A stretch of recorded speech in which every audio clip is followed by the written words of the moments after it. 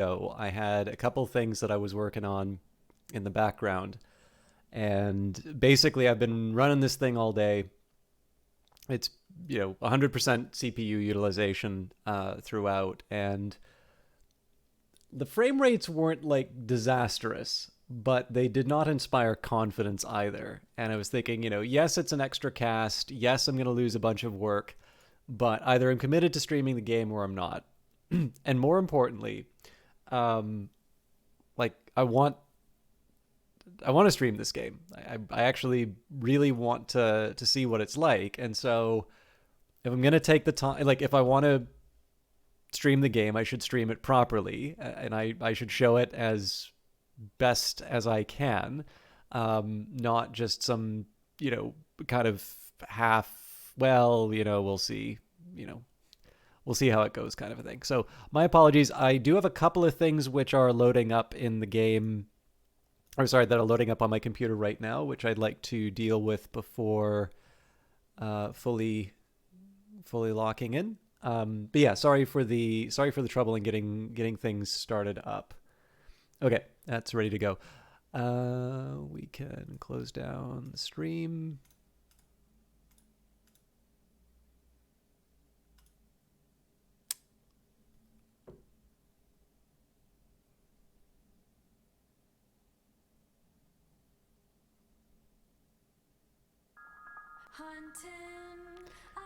I actually quite like the soundtrack for this game.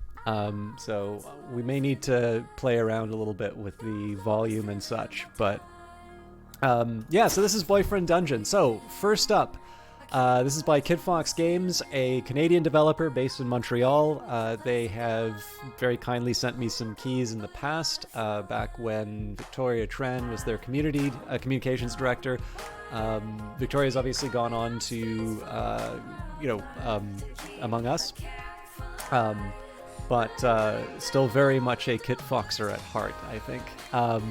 But I really like highlighting Canadian game developers. This is a game that they have been working on for a while, and it was very clear there was a lot of anticipation for this game.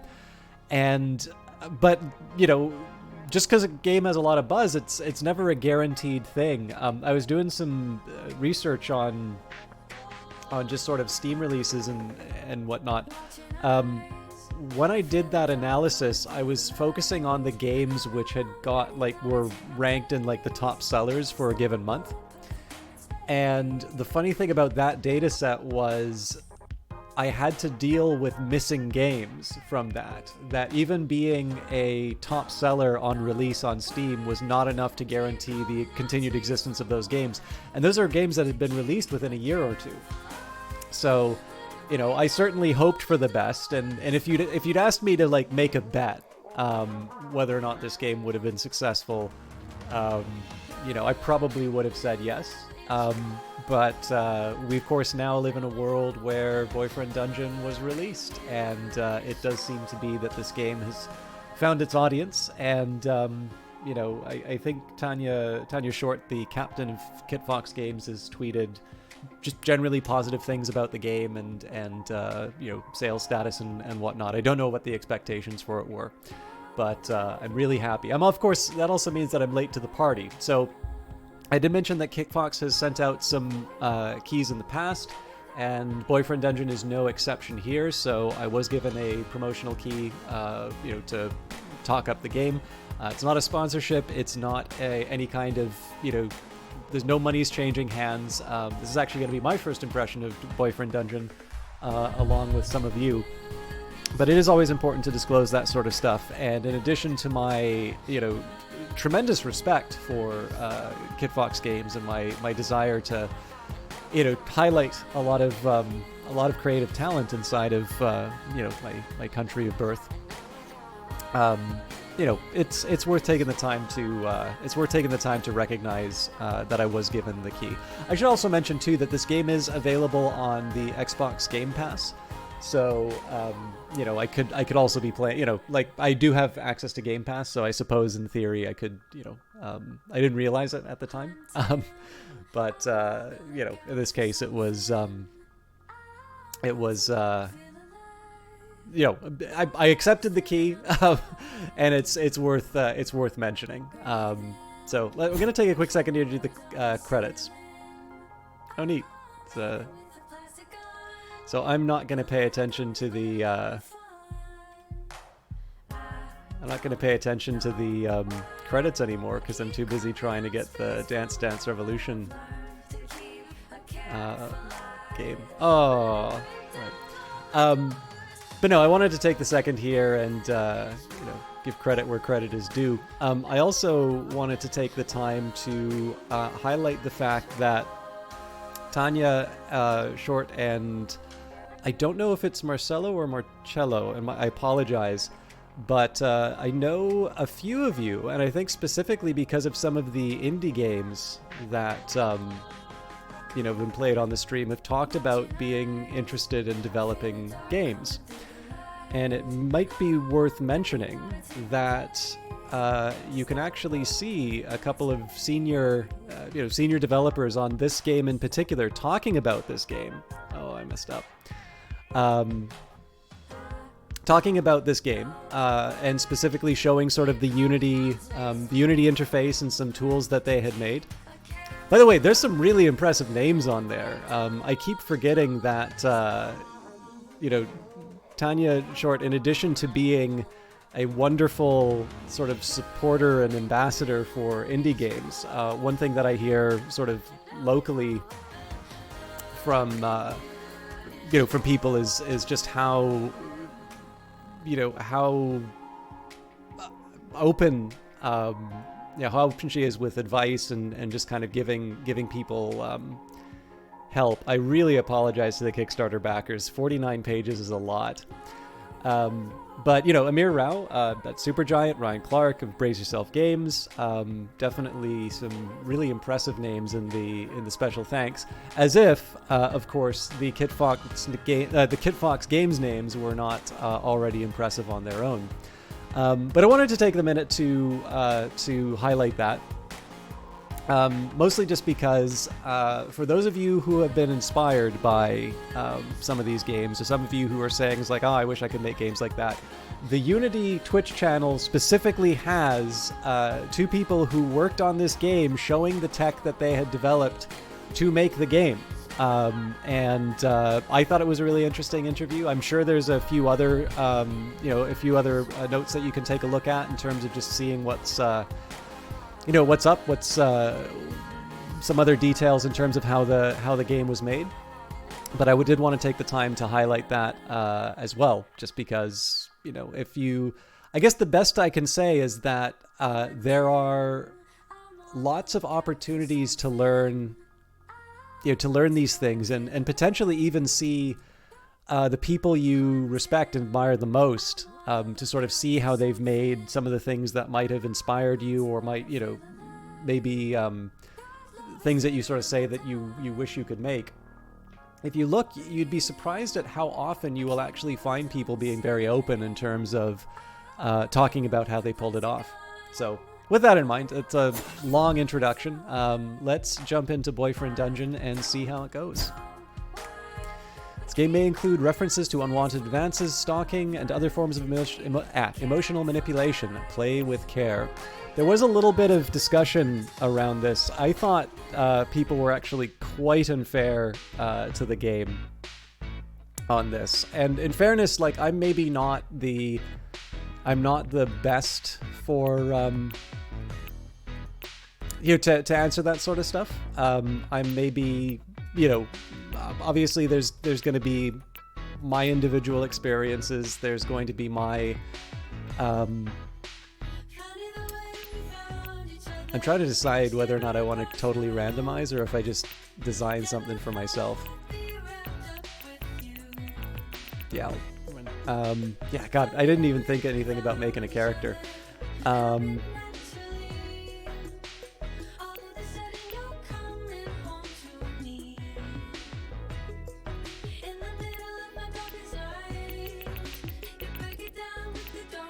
Sorry, I gotta finish one topic at a time.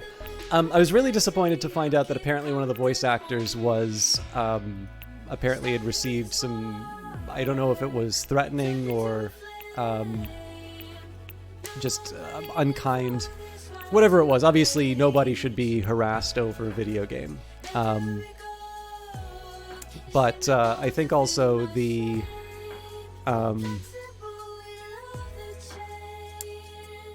it seems like there had been some stuff said about the developers as well. And I guess the biggest thing that I need to think about this is that it seems to... I mean, so I have the benefit of having seen not just the games that these developers put out, but also to see their conduct inside of the Discord, to see the effort that they put into, you know, helping build people up and gives people support.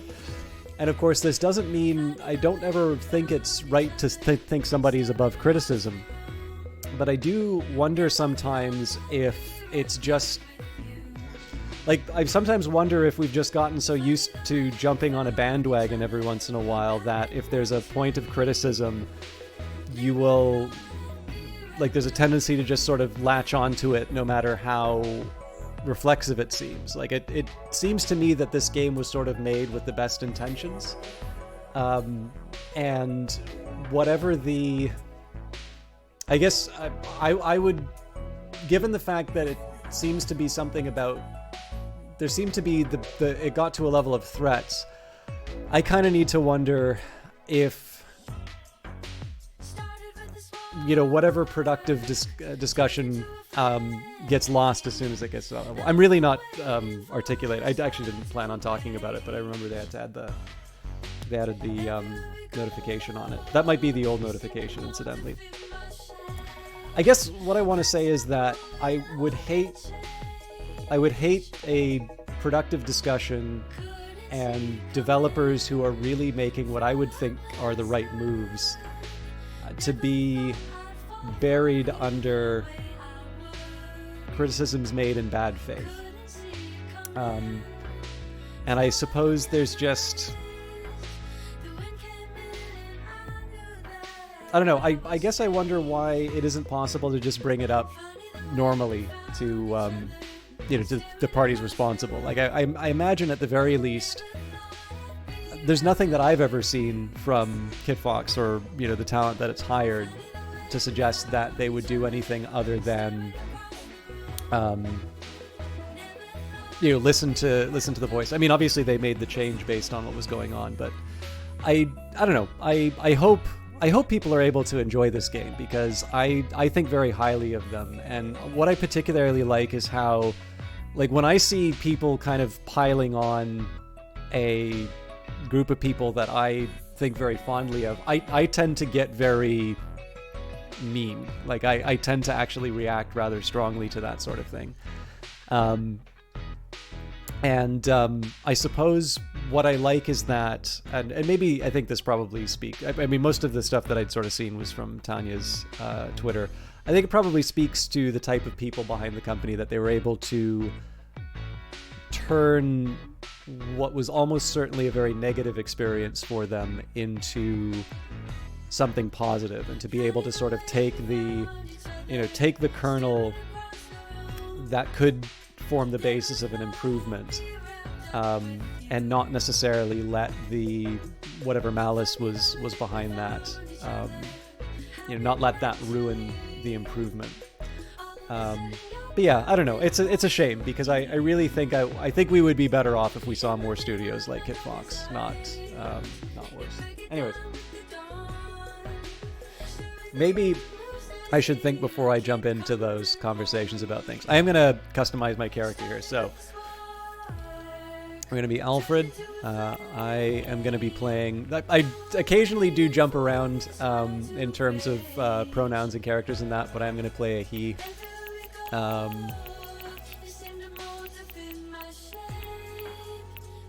There we go.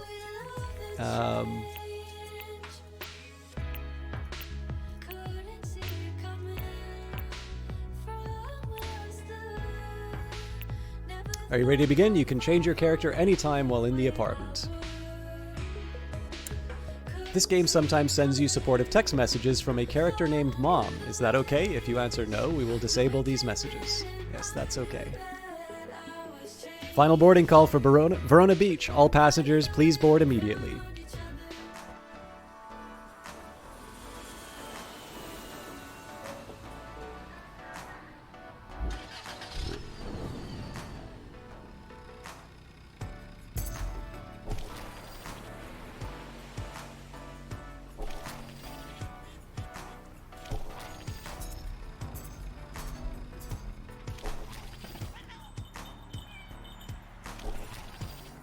Look at all these couples.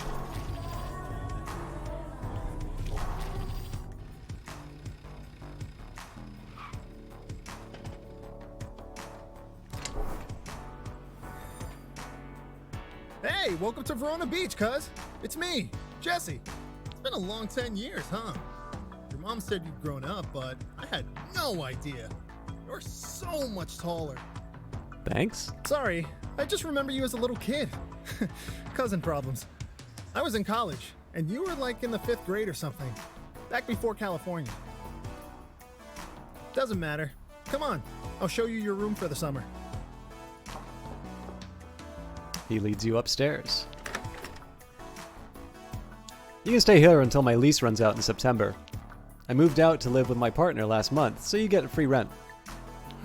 Plus, we'll have the whole summer to solve your little problem. What problem? Your mom said you hadn't gone out on a date, like not in your whole life. It's not a big deal, but I'll do what I can to help you. It'll be a summer of love. Or if you prefer, a summer of totally platonic friendly hangouts. Those are good too. I'm not a pickup artist, but I'm pretty sure I can teach you something about meeting people. As long as you're willing to be a little adventurous, you've come to the right place.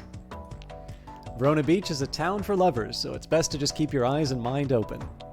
I won't guarantee you'll fall in love, but a date shouldn't be too hard to arrange. So what do you think your main problem with love is?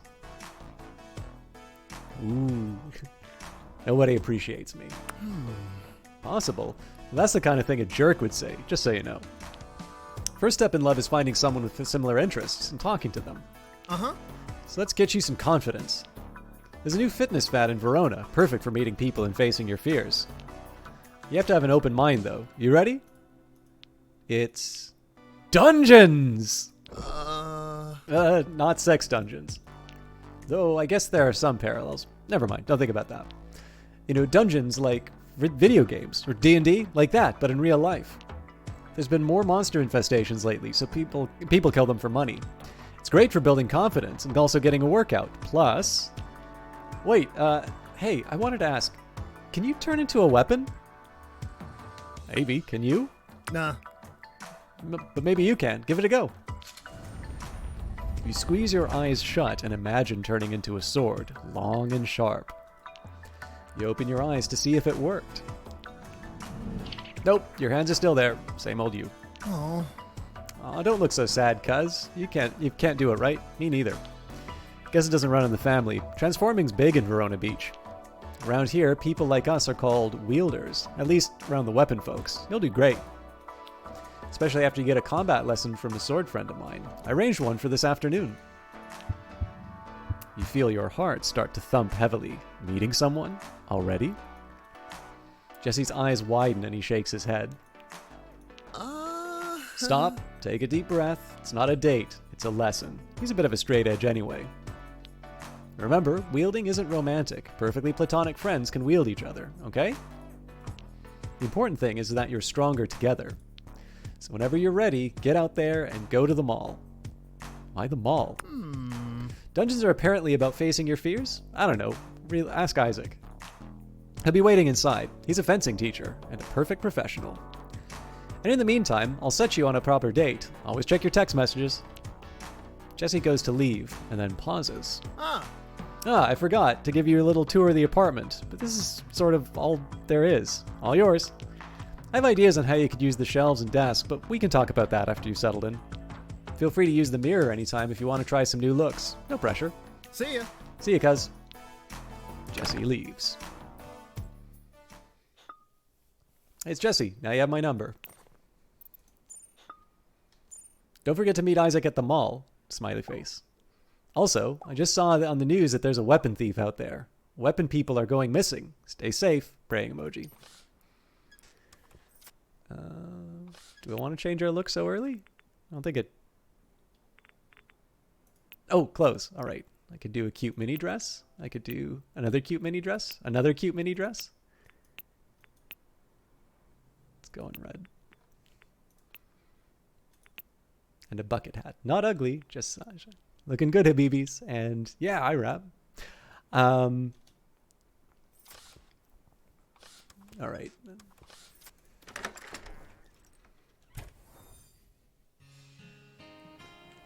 Incidentally, if any of you feel like chatting, I think all the technical stuff I was running into earlier should be done. But if I can just get a verification that the stream's doing okay, like there aren't any drop frames or anything along those lines, we should be good. By the way, I also don't want to go too much in personal details in that. I was wondering how suitable I would be for a dating game. But one thing I actually really like about the main character is that they are someone who hasn't gone on it. Like, I don't know what the age of the character is supposed to be, but the fact that it was someone who hadn't gone on a date, because I was incredibly shy for a very, very long time. So I actually started dating extremely late, which that causes all sorts of other problems, which I will absolutely not go into because Twitch is not therapy. But this is actually something I very much like and relate to the character. I will probably not play myself. I do not have purple hair, and I do not wear striped shirts. Although I did have a hat like this at one point. But yeah, let's go to the mall.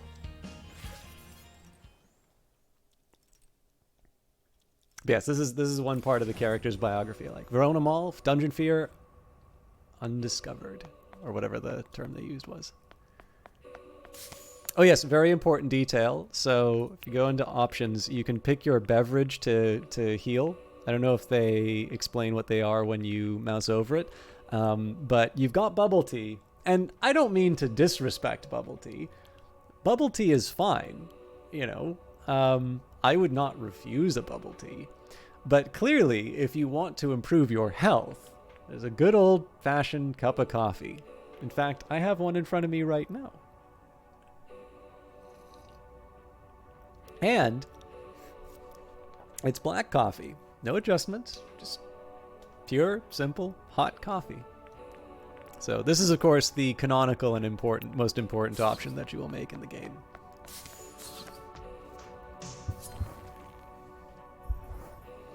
You find a long, thin blade. Okay, actually, sorry. There's another detail, a couple other details I wanted to say. So in addition to the fact that I profoundly relate to the idea of having not really dated and having a certain degree of pressure from others to start doing that, and in the purest and most sensible possible way, like nothing too like mean. In Vancouver, I actually did take part in so in some big cities there will be like sword fighting schools. So I have actually taken, in addition to doing fencing in high school, I've actually done like sword fighting lessons before. So I've gone from, I'm not 100% sure if this is the kind of game that's really made for someone like me, to, hey, this is a pretty relatable game. So you find a long, thin blade. The hilt fits nicely into your grip. A man's voice vibrates from the metal and up through your hand, making you jump. You must be Jesse's friend. Hi, I'm Isaac. All right, I'm not even going to be even remotely close to approximating that voice. Sorry. Pleasure to meet you, Isaac. Enchanté. The pleasure is all mine, I assure you. But I'm indeed in a stock at times. Forgive me for remaining in this form for now. It takes some effort to change shape, and I'd rather focus on the lesson at hand. Your hand on my hilt is as good a handshake as any, after all. Now, if you take a look around, you'll see we're in a mall. A dungeon is a place you can confront your insecurities. Here, your own psychology will create monsters to fight. I chose the mall because most people have fears that easily manifest here. What kind of fears? It depends on the person. Strangers, inadequacy, sterility, poverty. Everyone's afraid of something. Let's go ahead and look around. Let's see if we can find any monsters to fight. As a perfectly balanced individual, I expect to see an empty mall. You can test out some basic attacks with light attack, heavy attack, or dodge roll with dodge. And they very helpfully... Oh, I already miss you. That's probably Mom. Verona Beach is a big city. It can be dangerous. Always listen to your cousin Jesse. And watch out for pickpockets. Are you okay? Did you find the apartment? I'm fine, Mom. Oh, good. Stay on your guard, okay? I love you, sweetie. Love you too.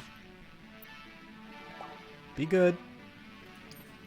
3 attacks in a row will let us do a combo together. Try light attack, then heavy attack. Ooh. Ooh, hang on. I like that combo.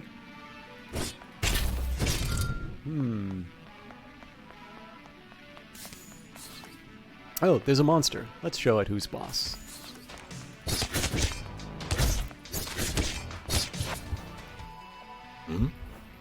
Nicely done. Your form is rough, but you have strong potential. Thanks. You're very welcome. Now, let's talk about that monster. It came from inside your mind. When I first started going to the dungeon as a wielder, I fought a lot of trucks. Trucks? Yes, trucks. Strange as it is, I don't even hate trucks, and yet they manifested. They were monsters. Pickup trucks, dump trucks, even cement grinders.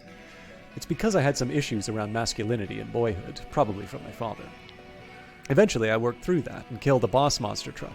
It felt good. My point is that your phone monster could mean a few things. Maybe you fear connections to other people and intimacy.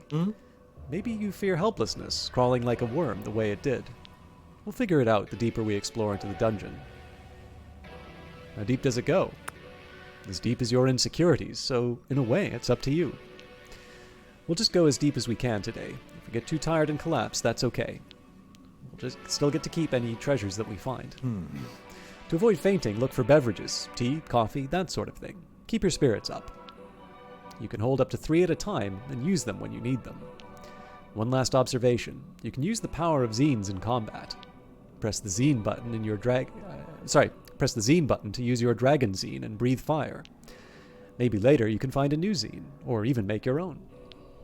Be sure not always to rely on them, though, as their use is limited. Right. So, be brave and let's fight as best as we can. Together, we can overcome anything.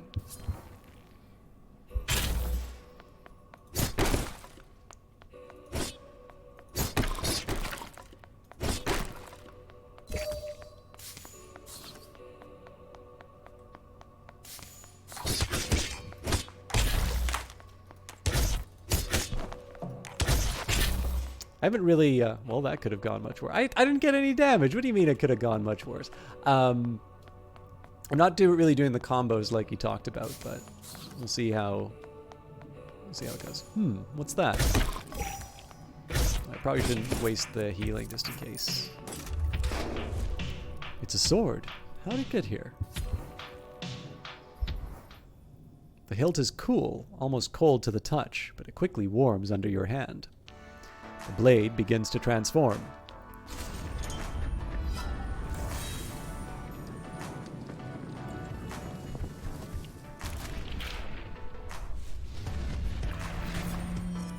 Oh, well, hello, you two. Name's Sunder.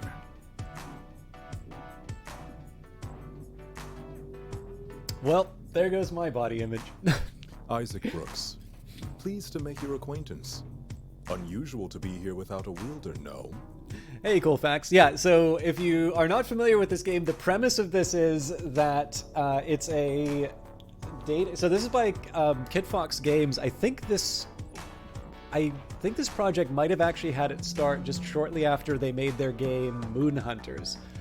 So it was a dating sim, and I think the genesis of the game was before you started seeing a lot of these. Sort of kind of fun. Yeah. No, that's exactly what happened. So before there were some of these fun dating sim. It wasn't that the dating sim didn't exist. I don't think it was quite the same thing that it is now when this project had its genesis. But essentially the idea is that this is a dating sim in which you date the weapons that you take to the dungeon. There are also purely platonic options, and there is also. It's funny the number of times I've seen Kit Fox have to answer this, even though I think it's clear in the marketing material. So the most common one you'll hear is "Why no girlfriend dungeon?" There are girl swords. There are also non-binary options, so pretty much all your bases are covered. And I was going to joke that I was going to play this game and not date anyone to specifically troll everyone. But apparently they actually included that as an option and like put it in the marketing as well. So they've literally covered all of the bases. But yeah, so basically the idea here is that the swords that you take into the dungeon do turn into everything, and you get to go on dates with them because that's what the gamers really want. All right. Yeah. To be honest, I'm not really sure how I got here. Last thing I remember is someone in a cloak chanting. And now I'm all dinged up. I must have made someone really angry if they abducted me and chipped me, whoever they are. But my luck is turning around because here you are. I didn't think anyone like you would be in the dungeon. Who, me? Yeah, you. I'm not talking to the monsters, that's for sure. Oh yes, actually, sorry, cool facts. The other thing that probably might be relevant, they talked about the dungeon. So apparently the latest workout craze in Verona Beach is going into the dungeon and fighting monsters, and apparently the monsters are fears and insecurities, and currently they're manifesting themselves as phones, so we'll see what it is. Aziyami says, bro, I saw this the other day. Is it good? So I'm just starting off, but this is by Kit Fox Games, who, okay, so because we're talking about recommendations, I'll get the usual disclaimer out of the way. I was given a key for promotional purposes for this, and I'm very fond of Kit Fox Games. But one thing that I'm liking about this so far is that it feels like they're treading back on familiar territory in the sense that like Moon Hunters was really good, and like the combat sort of feels similar. So obviously the premise behind this is really like attention getting, right? Your swords transform into beautiful people and you get to date them if you want. But the main thing that's sort of linking these encounters with each other is sort of the bit of the dungeon crawling and the picking up items, which is something that I think they've done really well. So I don't know how good the parallel between this and Moon Hunters is going to be, but first of all, it seems like this game has been very well received. It also feels like it's been quite successful for Kit Fox Games. But if you are looking for a buying recommendation, I'm not in a place. I'm quite literally doing the tutorial, so if you want to hang out and see for yourself, we can find out together whether or not it's it's any good. But I'm probably pretty favorably disposed towards it, and so far it's very encouraging. There were other options. Oh, if you're into it, maybe we can go on a date later. Would that be okay? Are you more sword or man? I'm both. Don't tell me you're obsessed with Bonnie binaries. Turns out there's very few mutual exclusivities out there in the world. If we fight together, I'll protect you. All in, no matter the shape of this body. Maybe together we can figure out how I got down here. See, I was wondering, Sunder with abs like that, shouldn't Sunder be like a shield? Like a tower shield? I mean, who would leave me here and not keep me in their embrace forever? That could not have possibly been a better cue for that little bit of animation. Wait, where'd this rose go? Alright. Any guesses who did it? Plenty of people are jealous of this physique, so could be anyone, really. Now I'll just cut my way out of here while you two finish up your run. I'll text you. Damaged Blade saunters away, seeming almost to dance. He was knocked out, damaged, and imprisoned here? Weapon forms heal quickly, as they are made from our spirits more than our bodies. Still, this is serious. I'll report our findings to the authorities. I hope the abductor can be caught. Who knows, he might even be on the scrawny side of swordmen. Well, apparently, there's going to be at least one other character that's added to the game. They had to pull it from the release version just to kind of hit deadlines. But I believe there's a hammer character who's also on the way. Let's keep our eye out for any other victims as we explore the dunge. Oh!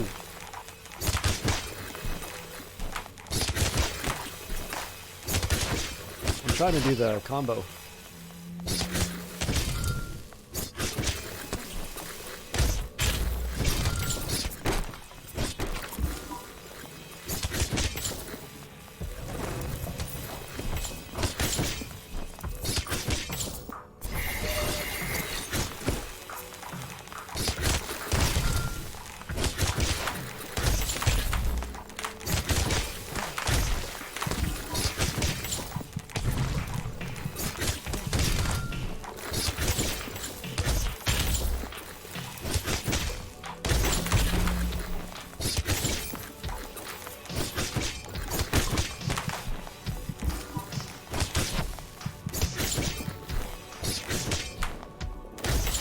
I don't know if you're supposed to die at that, or if you found sugar, the basis of all food, probably.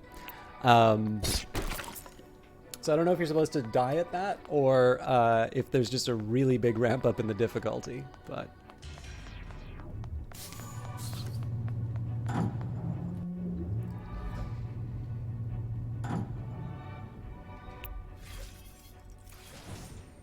A few light attacks in a row will let us do a combo together. Try light. Okay, we already know that. Oh! Yeah, the heavy actually seems to be a little bit more of a liability right now, so maybe I should... Okay, I've used up all my healing, so let's be a little more cautious.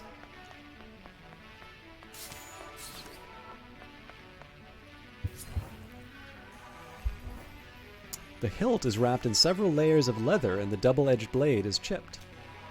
What the hell?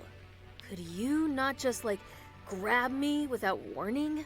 I know tradition is all choose your weapon, but consent is important.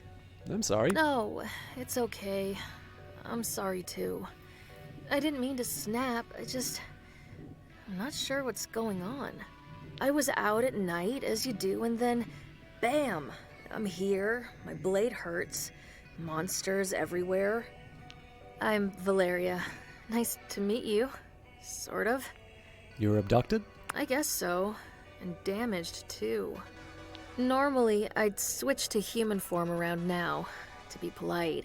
But I don't know you. I'm still recovering from whatever just happened. I'd rather play it safe. And I'm certainly not going to put myself in a stranger's hands and let you use me. I'll trust you too. True. I'm the one with the sharp edges, but I'd be trusting you even more. I could use some extra cash though, so I'll keep in touch. Ciao for now.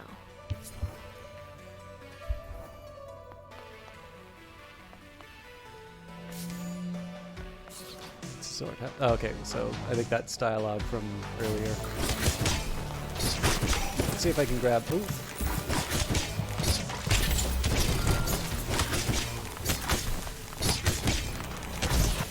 Ah! Oh, nuts! I was trying to grab the coffee.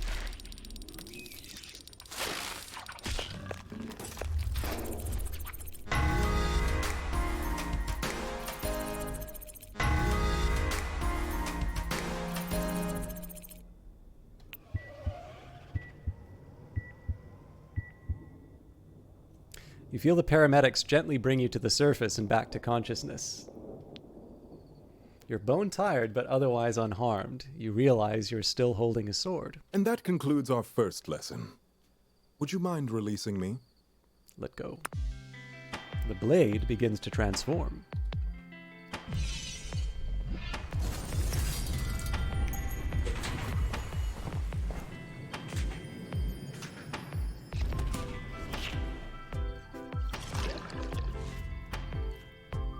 Truly, enchanté. All right, so the only thing I have in common with this one is that I do carry a book around with me. It was a pleasure to train with you. Thank you. But I must get back to work.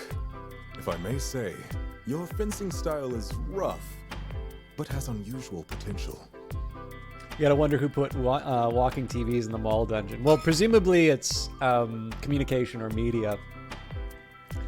Actually gonna send sorry, I just got a quick message from someone.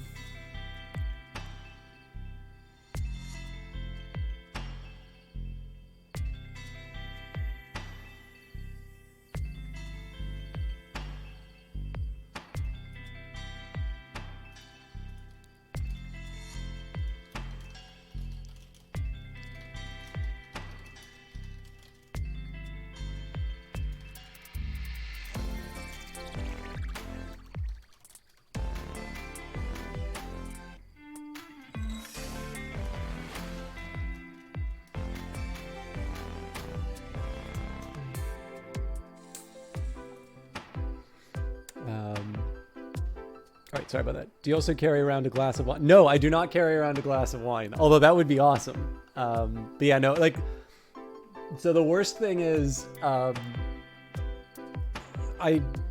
not particularly punctual. I don't normally get too early for stuff, but the worst one for me was I had to go to the bank yesterday.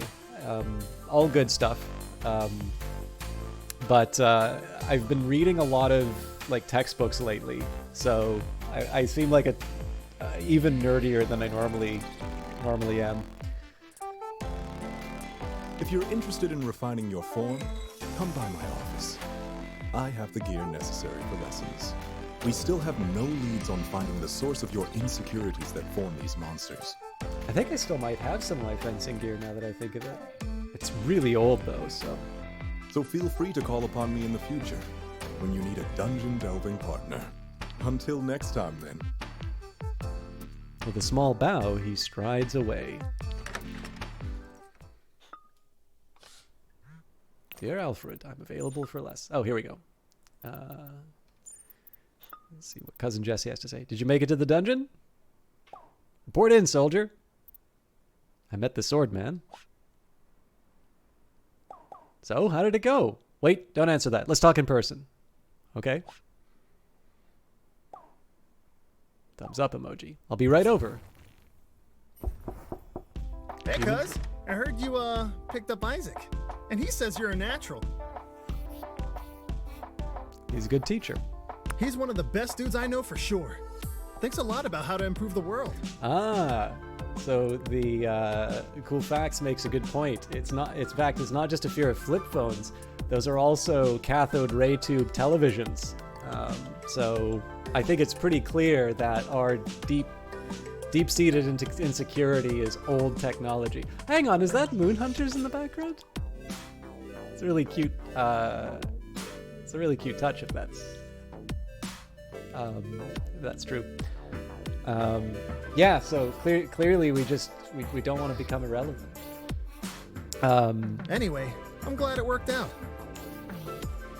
Isaac says you might be afraid of technology or change. Either way, I trust you'll work on it together. Even if you're not into him, it's good practice being normal, alone with a handsome stranger. I mean, 90% of the time in lockdown for me has been alone with a handsome stranger, right? In case, you might get nervous at all about the idea of dating. I'm not nervous! No. Maybe Nokia phone will be the final. It's a good idea. You realize you do indeed feel a bit more relaxed about the idea of a first date. Jesse squints at you. Ah. There's that bad, huh? Well, at least you gained a bit of confidence. Well, lucky you, I went to high school with a guy that runs a sword shop. And he's single. At least that's what Eric's online profile says. I haven't seen him in person in years. He might be the only guy in town who knows more about swords than Isaac, but I got his number. Jesse pokes his phone. Aha! Ah, there we go. He's free for coffee tomorrow. You in? I'll go, but not as a date. Uh-huh. Whatever you want, cuz. Tomorrow morning, 11 a.m. He'll be at Kix, the cafe just down the street. Remember, it's just coffee. Talk about dungeons. Get to know him. The summer won't last forever. You gotta meet new people sometime. So let's roleplay, some practice. I'll be Eric. No pressure. Just try it out. Okay, you've just entered the cafe. I'm Eric. I'm sitting there waiting for you. What do you say?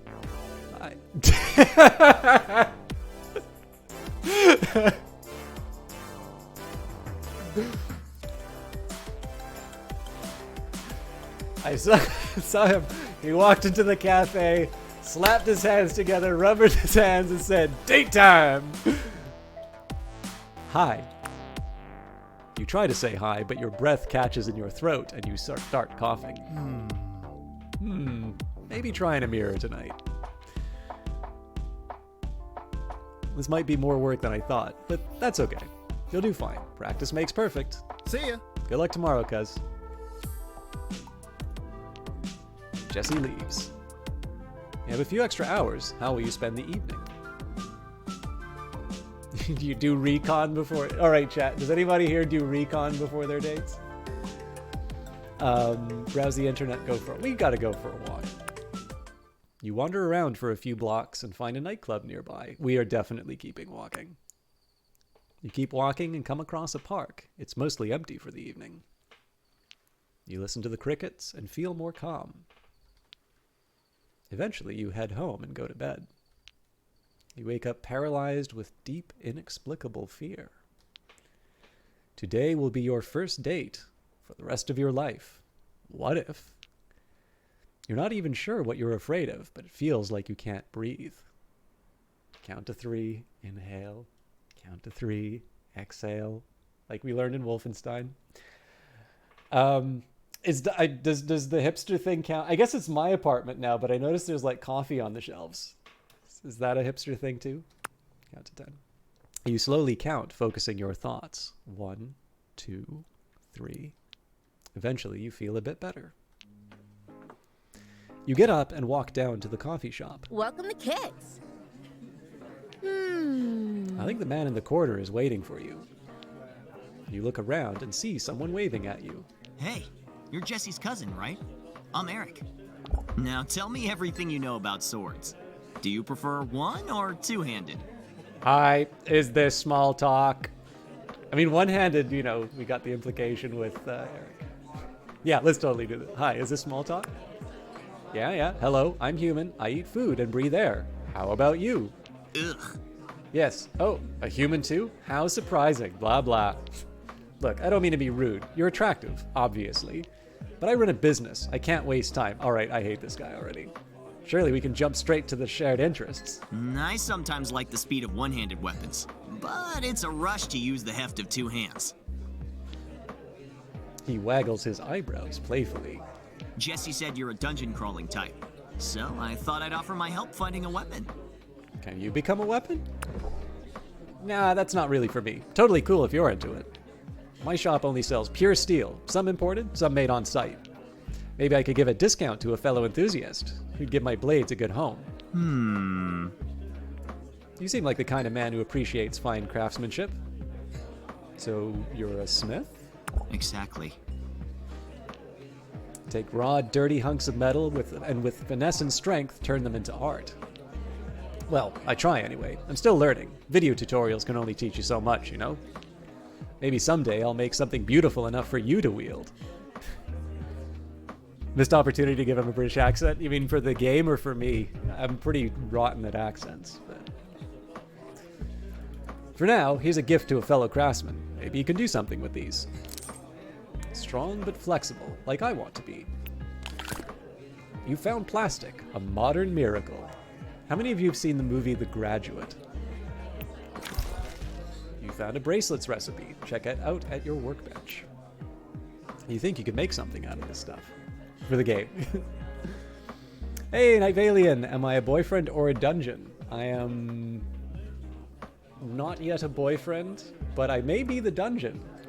Also, for those of you who do not know, Nightalian is actually somebody who I found through another Kit Fox game called Lucifer Within Us. A really good sort of mystery.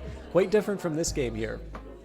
But, now it's come full circle. Nightalian is a soft-voiced Brazilian who plays lots of interesting indie games. Also indie games that are on Game Pass. So he's basically ticking all the boxes as far as this game's concerned. How you doing? All right. Anyway, I should be getting back to the shop.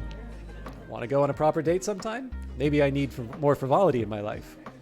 I'll think about it. Mm-hmm. Excellent. If you need a weapon, maybe I'll see you again soon. Anyway, ciao. Eric leaves. You head home.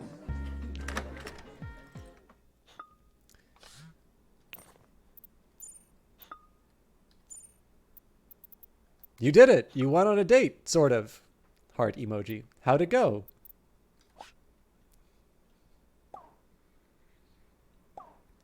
You thought it was Eastern Europe, Night Valian or Eric? Oh God, sorry. There's so much text. Don't worry about it. Most first dates aren't great, but you did it. And you still have most of the summer left. You're now infinitely more date experience than you were yesterday. Plus, I'll find you another date venture soon. I want to date weapons. I'll see what I can do. I promised your mom I would help after all. So I'm going to find you someone nice. Actually, now's the question. There's a lot going on in the game, so I should probably focus on that. But this is a good time. I'll get tips from chat. Do any of you have go-to first date locations? So I'm going to find you someone nice. Chill and dunge for now, or use the crafting table I left in the apartment. You can get craft supplies, clothes, and other stuff from shops around town too.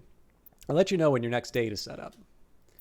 Okay, I think there's a bunch of stuff that we didn't read, so I'm going to catch up on these.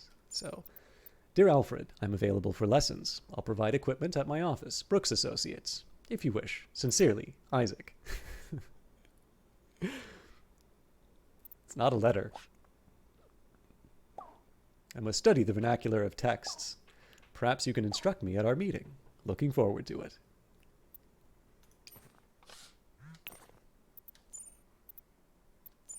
You like dancing? Why? Because I'm out dancing. Come to my club, La Rosa. VIP, shades emoji. No options? I'll be there. Great, cool, me too. Just tell the bouncer you're with me. Valeria. Hey, this is that dagger you met. It's Valeria. I don't know if it's a question, but actually they did a good job with the text here because okay. So my texts are probably a little bit more like Isaac's, but the question marks and all of that actually fit really well with how people text. Want to meet up sometime? Sure. Double thumbs up emoji. Okay, I think that's all the texts. Let's practice with the crafting. Oh! Whoops. Okay, so bracelets recipe. Sure. You made bracelets. Wait for a gift opportunity to give it to someone special. It is a nice art style. Zines, Spicy Dragon Reading. Another game that actually did zines, which you may not have tried. It's a really good indie game, but you kind of have to be into that sort of thing, is Zachtronics Exapunks. So they have like these zines that you can print out, but they are also part of the plot. So a character will stop by your apartment and it doubles as the manual for the game. It's a really neat little touch. I think I'm pronouncing that correctly. Like short for magazine. I really like the soundtrack. Like obviously the synthy stuff. So I'm a sucker when it comes to synths. But I think, I don't know. Like I like the music. Let's stop by Brooks Associates first. You are stopped at Isaac's office by his assistant. Can we date the assistant? Oh, there's the fencing gear. Excuse me, do you have an appointment with Mr. Brooks?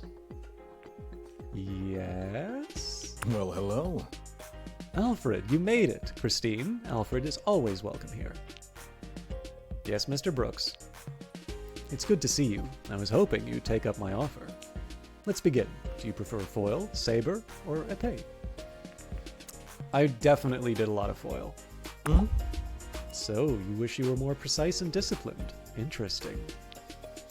We shall see. Now, ready yourself. Don't mind the office equipment. I do this all the time. By the way, this is really interesting. So, again, I don't know if there's anything I should make out of this. Ah, it's a phone! Kill it! No. But the curved monitor, I wonder if this is supposed to be I don't know if this is supposed to be expensive or futuristic, but it definitely makes the phone, the old phones a little more, yeah, I mean, I just went for a name that came to mind. I wanted to make myself look very stodgy, and then I saw the fancy hair, and I'm like, no, I want my character to have purple hair. So he shrugs on his fencing gear with practiced ease. Now stand up straight with your blade out towards my heart. Turn to regard me from the side over your shoulder and hip. This is the on guard stance. You are quite literally on guard. We'll begin with basic movement. Looking into my eyes, advance towards me, front foot, then back foot. Step forward. Try lifting your toes first. Don't cross the legs. Now in foil, you can only score by hitting the torso, in saber, the upper body. But in the dungeons, you don't need to score points with any judges. I suppose that means we should use épée rules. Any hit counts. Let's try a lunge attack then. Extend your front leg with all your weight, keeping your front foot flat. No bent ankle. You lunge heavily forward, feeling a little awkward. Not bad. You have talent. Riposte. Holding roll lets you counterattack if used just before an incoming attack. Ooh. Oh, it looks like we've reached a new level of understanding, so you can now parry with me. The more time we spend together, the better we'll be able to fight together. This means something different for each weapon, but for me, parrying is a friends-only maneuver. To parry in the dungeon, hold dodge... To parry in the dungeon, hold dodge... Sorry. To parry in the dungeon, hold dodge just before an enemy attack hits to automatically counter. That's a special move only you and I can do together, so don't forget. You can also check out parry in the combo details in your phone later. But for now, shall we take a break? Hamburg is here? I thought that was a Friday thing, Ivalian. He loosens his gloves and removes his fencing jacket. If you'd like to keep training with me, perhaps we should get to know each other better. What do you do? These days, I'm an investor. I've been quite successful with Slicer. What about you? You're a dashing dunge hero now, right? What do your parents think about your dangerous profession? Do they approve? Dungeons are a family tradition. Oh dear. Don't tell me I've fallen in with a Templar Knight again. I only narrowly escaped their clutches the last time. I do prefer life on the straight and narrow. There's a knock at the door. 1 minute, please. Isaac, what are you doing? Who is this? Shouldn't you be working? I said 1 minute, please. You can wait in the lobby. So you're just going to keep a guest waiting while you faff about?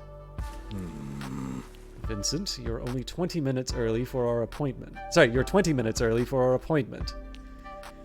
I thought I might have some priority in the life of my only child. Pleasure to meet you, Mr. Brooks. I'm sure meeting me is probably the highlight of your week. I'm terribly sorry, Alfred. It seems I am occupied. I'll text you to set up our next appointment. You're texting now? It's next in your slumming schedule. You drink water from plastic bottles too? Horrifying. Are there any depths you won't stoop to? You slip out the door. Leave. You head home.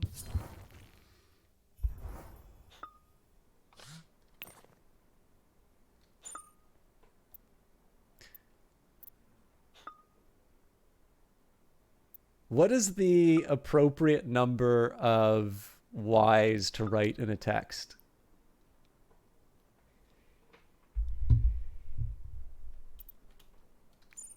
Hey!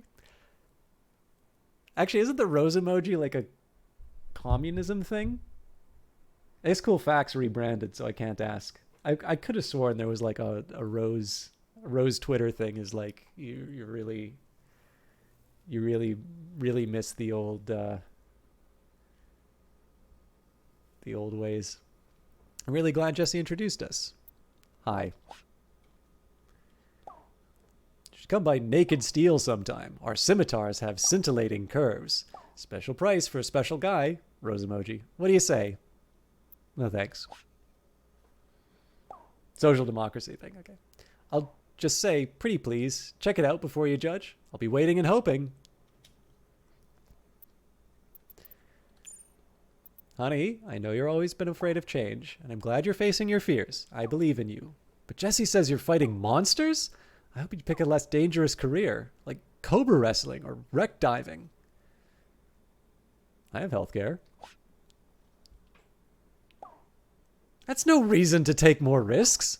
If something happened to you, I don't know what I'd do. Of course, I support you no matter what. But be safe. Okay. Deep down, I want to do no promise about it. I will. Thank you. Sorry we were interrupted. But do you care for business talk? I don't mind it. Perhaps I'll advise you when I'm next audited then. I'm not a fan myself. Maybe I'll explain how I got into this someday. Was thinking of going to the park. You free? Sounds good. See you by the pond. Winky emoji. Why is Jesse pinned? Maybe that's just the default. Okay, we didn't really get anything for crafting, so let's we'll go through the remaining encounters, and then we can go to the dungeon.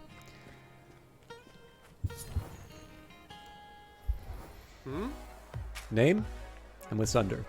That's my name! The bouncer unclips a velvet rope and you step inside. Sunder is visiting a woman next to him in the VIP area. But I just can't feel a real connection, you know? Join the club. Without love, what's the point? Hey, Alfred, you believe in soulmates? No way. Isaac is an active tax evader confirmed. Sunder hesitates, eyeing you. You wonder if you said something wrong. It's probably smart. You just can't resist the idea of finding someone perfect. Finishers cause enemies to bleed. They make it look so easy in the movies. Romance has been dead at least 500 years. Of course, with the Egyptian symbol, maybe this is a 500-year-old. Yeah, so Alfred, this is Mandy. She's my business partner, co-owner of the club. Charmed, I'm sure. And what kind of sword do you turn into again? He's a wielder. I literally told you 5 minutes ago. Are you listening at all? What'd you say? Nah. You know, never mind. It's a good song. It's time to dance. Feeling healed from my abduction and dunge outing. What about you? No thanks. Just bob your head confidently. You're attractive enough that nobody cares how you dance.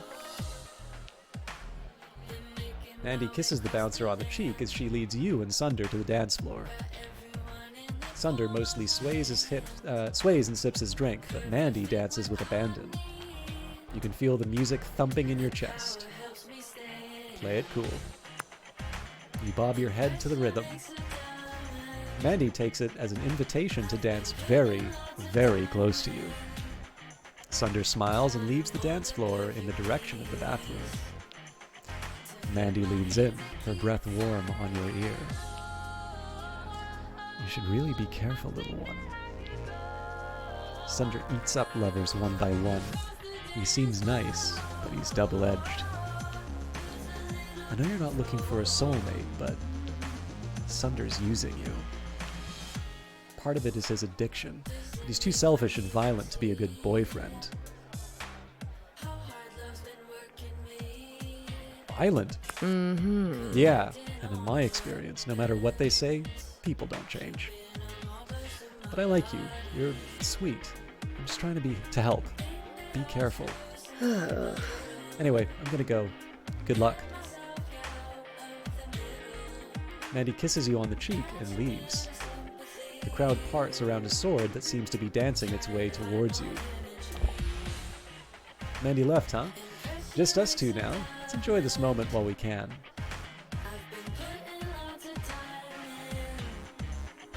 I'm leaving too. Alright, but, you know, you don't need any beauty sleep, handsome. Hold on. Let me say my goodbye in human form.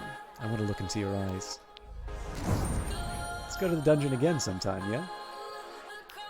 See you later, I hope. You head home. I really, really like the soundtrack for this. Hey, cutie. Sorry if I'm too flirty. You can tell me to back off. But this is how I am. And even though you said you don't like dancing, you're a good dancer. Back off a little. Okay, I'll try. Let's go out again sometime.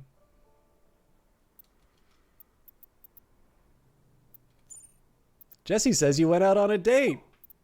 Party and heart eyes emoji. They better have treated you well. You only deserve the best, you know. Mom, stop! Sorry, I'll let you do your thing. But if they hurt you, tell me. Mama will take care of it. 3 days. Okay, I like Mom quite a bit now. Double-edged, only one edge of the sword. Ironic. Yeah, actually, so Coolfax is raising the point. I invite, especially because I'm going to be probably engaging with the game as much as I can, I invite chat to put your best sword puns in chat. It's crazy Jesse has a cousin like you. He's a loser, or was in high school. No offense. That's mean. Just being honest. Yes. Radical candor man to the rescue. TDYL, hottie. Don't call me that, please. Sure.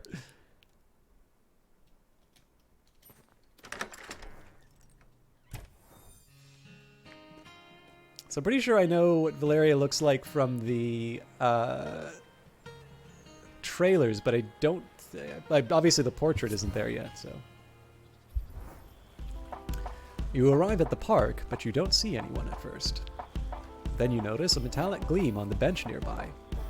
Alright, well, I figure if you do this after being told off from Valeria from, like, grabbing her, you're asking to be, stabbed. Hello?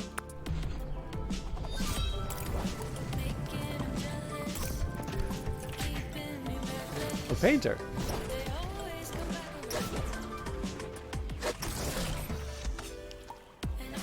Ah, that's better. Huh? She stops and gives you a piercing look up and down. Huh? Hey, wow. I really didn't get a proper look at you in the dungeon. You're cute. Thanks. And polite, too. Too little of that around these days. Thanks. By the way, thanks for meeting me in public. I know you're the one who rescued me, but I still don't know how I got down there. Or how my blade got chipped. An ironic twist, someone's clearly backstabbed me, so I'm a little jumpy. Besides, safety first, just in case you're an axe murderer. Who do you mean this game doesn't have enough puns? Huh? Though I suppose you're more likely to just turn out to be an axe. Not that it'd be a problem if you were. That'd be hypocritical given my own... She leans closer and lowers her voice dramatically. Situation. So what is it? You know, your deal. You can tell me. I won't judge you. I just prefer to know, up front, before anything happens. Not sure what my deal is. Well, I haven't heard that one before, at least. Maybe it'd be fun to find out what it is together. A man approaches, eyeing you suspiciously. Hello? Hey. Everything all right, V? Yeah. Yep, everything's peachy. Thanks. See you later. The man stares you down a moment before moving on. Sorry, that's a friend. Checking in to see that I haven't been axe murdered. Yet, anyway. Look, don't take this the wrong way. Your own story is too convenient. You're from out of town, newbie, never dated before. Yet you're also charming and apparently great at combat? Something doesn't add up. Oh my god, I've had this conversation with someone before. Nobody's called me charming. Huh. That's sweet, but I have trouble believing it. The truth is, we barely know each other. She stands. You know you have to say something or you'll never see her again. Get to know me then. You feel a little breathless at your own daring, but Valeria's eyes warm a little. Suppose that's why I came to Verona Beach. New start, new friends. Escape. Enemies nearby get confused when you roll out of sight. And if you turn out to be an evil mastermind, well, keep your enemies close, right? Right? Say la vie. Would you like to offer a gift? I mean, she already has bracelets, but it's my first chance. These are exactly my style. You have a good eye. Thank you. Ciao. With one last wary look, she stalks away through the park.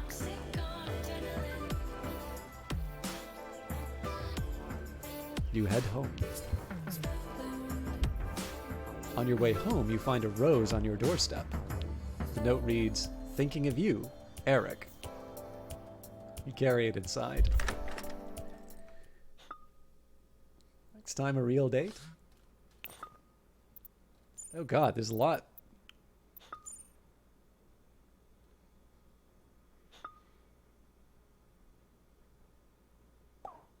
Hey, what's up? Having a good day? Don't send me things. No need to thank me. I didn't. A man like you deserves appreciation. My business is doing well, so I'm generous. Come by the shop sometime. If you don't hate me. Rose emoji.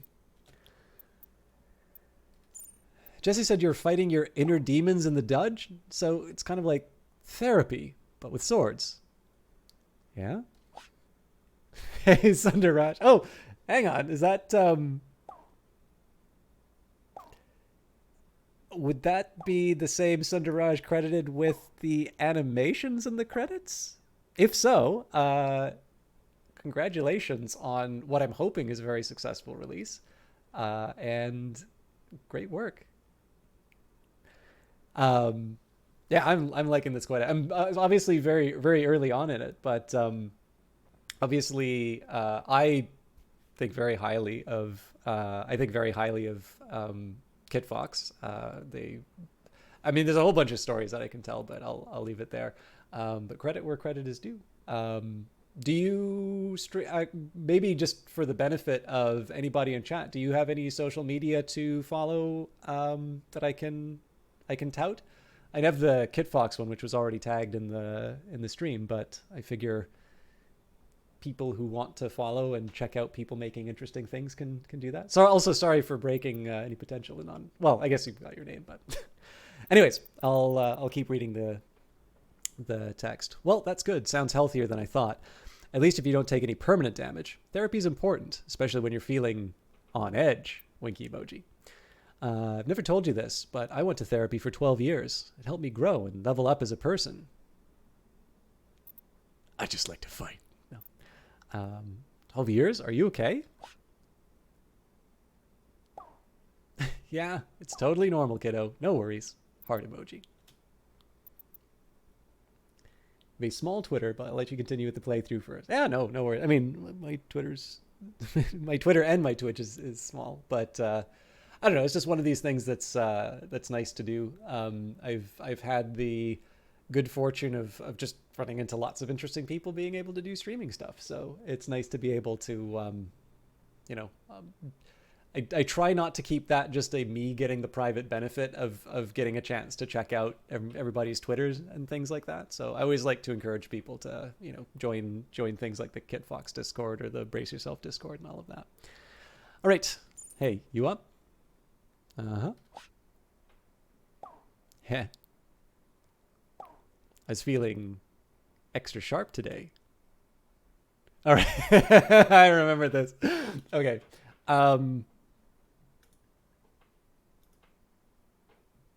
Let me see if I can find this moment. I know I clipped it. So I already know where this goes. I'm not going to choose it myself, but I feel like you all deserve to I think this was back when if I recall correctly, this was back when this game had a demo, which I didn't actually get to play. Well, okay, I had the opportunity to play, but I did not take the opportunity. I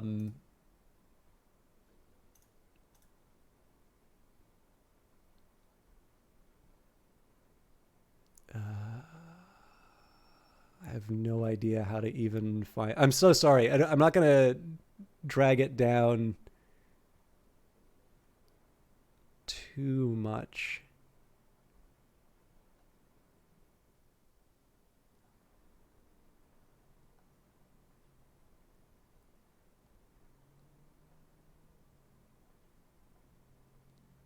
Maybe it's not in the... I know there's like a big purge of clips. Oh, I think I know what I can do. Sorry, I won't spend too much more time on this. I'm going to give this one more shot, but... so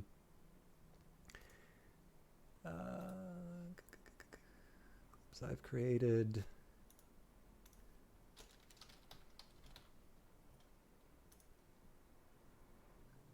Nope, doesn't exist anymore. All right. Yeah, so it was Victoria Tran, then the communications director for Kit Fox Games, reacting to pics or it didn't happen, and you definitely get a pic. Okay? Never mind then. See you in the dungeon. I figure if you say to someone in text, pics or it didn't happen, you've taken your life in your own hands. Next time, real date, one where I don't accuse you of being a murderer or an ex, though I knew a nice one once. Anyway, I think my blade is mostly healed. Glad to hear it. Thanks. Oh, damn it. I'll let you know when I think of a date we can go on. Let's go to the dungeon in the meantime. Kite, how are you doing? What was the pic? So it's a picture of the blade. Like it is the blade equivalent of a pic. I'm actually really sad that I didn't get a chance to show that reaction, because I like Victoria's reaction to that was incredibly charming. But sadly it is lost to time. A pic. Anyways, guys, I don't get a chance to do this very often. Kite260 is somebody who I've known for quite a long time on Twitch. I actually think this might be a game that fits really well for you, Kite. But he is a wonderful streamer. He is actually somebody who I think does co-op. He's one of the best co-op streamers I've ever seen. He is somebody who has been able to take games which I've sort of struggled. Oh God. I mean, I've done the dates with everyone else, but do I really want to see Eric again?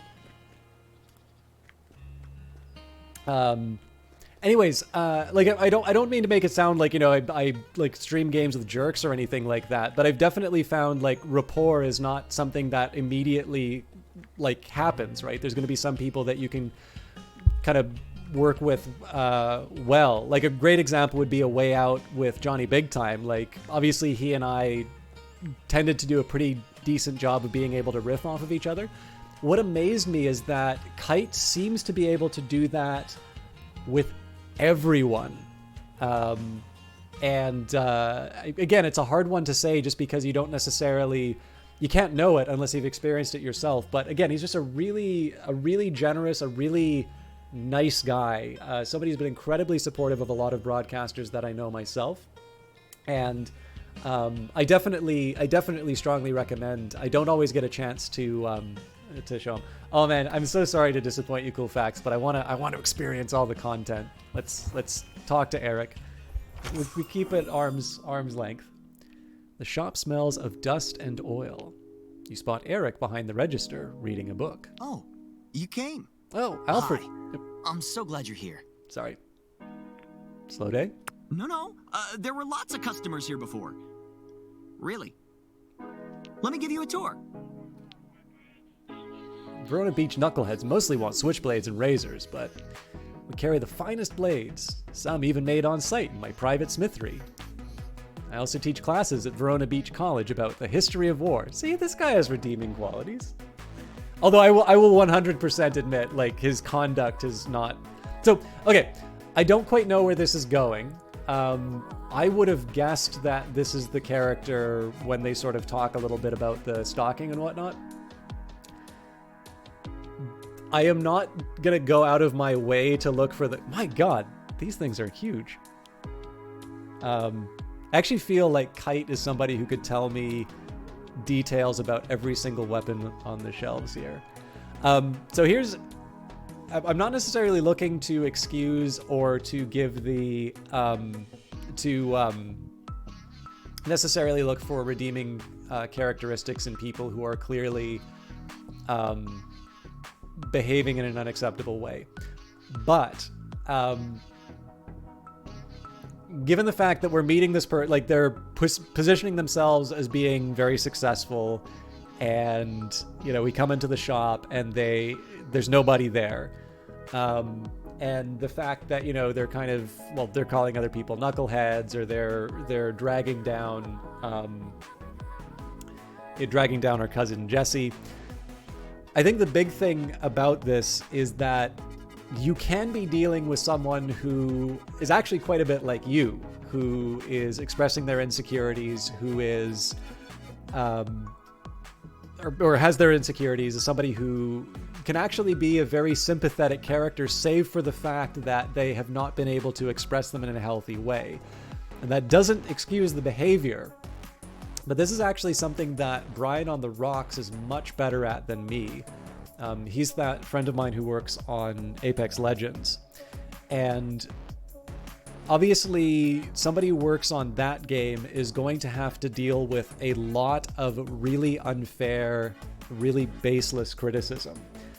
And what I find really impressive about Brian is his ability to cut through the pure negativity and to be able to really get at the essence of what might be driving some of those comments. And he does I think he does a really wonderful job of, again, not excusing it, but being able to sort of, you know, identify as like, well, you know, this person, you know, they just don't get listened to, right? You know, this is the only way that they get attention. This is the only way they express it. And I mean, again, like, I definitely know my own reactions to stuff like that. It's usually to react very, very negatively. But I mean, this is the thing, right? Like, if you want to impress someone, if you like them, you usually want to present your best self, right? And one way, again, I don't like Eric at all, but if I want to try and gain an understanding for why they behave the way that they do, I mean, how many times when if you're talking about your favorite stream, people have been really kind with their comments. But I can remember in the past when people have talked about the stream as like, you know, yeah, you're not like those other streamers who's like always, you know, overreacting to stuff, or, you know, they're all so dumb or whatever. And I 100% appreciate the compliment. And I continue to like that. Obviously, yeah, it's been a while since I've heard something like that, but it's really important, right? That everybody's got their channel, and in some cases they're responding to the incentives that they've been given. Like, when I take a look at the YouTube stuff, my YouTube metrics, I can definitely tell you the stuff that works and doesn't on those different platforms. Oh, thank you very much, Senator Raj. And again, like, I really want to highlight, especially because I know there was a really strong reaction to something inside of this game, and I never want to excuse bad behavior. There's always a lot of talk about free speech, and I always like to think that the benefit of free speech is so that I can hear from someone when I've done wrong, so that I can improve, not so that I can project stuff out. But, you know, again, if you can just kind of consider the two paths, right? People tend to quite like the character of Sunder. Sunder's definitely pretty pushy, right? Obviously respected the boundaries enough that we didn't get the pick. Like, he clearly wanted to send the pick, right? But didn't.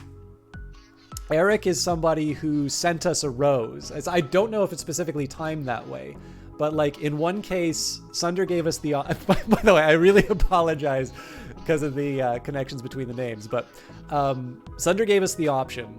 Eric, forced the rose basically. And the best that I can say here is that many of the, there are actually redeeming qualities of Eric that I find inside of this. I don't want to talk too much about myself. I actually hinted at a couple of things that actually make this game really relevant for me. I can remember going to a bar, and there was definitely a really attractive girl behind the bar. And I also remember there were a couple of people. So, like, number one, I'm definitely not okay with, like, I don't really like the idea of hitting on people who are, like, in the service industry because they're being paid to deal with you and they already have a hard enough job, right? But I definitely remember a couple of people from the bar below who were, like, I think it was, like, her first day or something like that. And, like, one's, like, sort of nudged the other one and said dibs. And I'm like, oh, God, I hate this guy already. But they were also training with somebody, and it was like the person who's training her was being a real jerk. So I'm sort of like, okay, well, I like this place. I'll go on. I'll try and like improve the night. So like, hey, how's it going? Introduce myself and chat, and we get on to talking. I can't even remember where this came out of, but I think at some point oh right, it was a video game bar. So I asked what kind of games it's like Assassin's Creed. I'm like, oh, that's really cool. Like, I like Assassin's Creed because of the it's a really neat gateway into history. There's like, my favorite game was a similar entry to history. For me, it's Civilization. And then she says like, oh yeah, I like history too, but like only the war bits of history. And I'm like, somebody is clearly messing with me here. It's like, nobody ever says that. But no, like it absolutely turned out that we had a shared interest of really nerdy, obscure war history.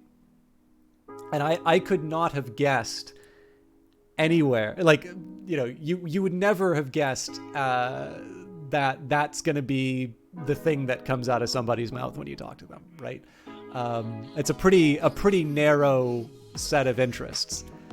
So again, like, in this case, it was obviously a really positive encounter. Like, this was just somebody who I wanted to chat with anyway. But this is the thing that's kind of worth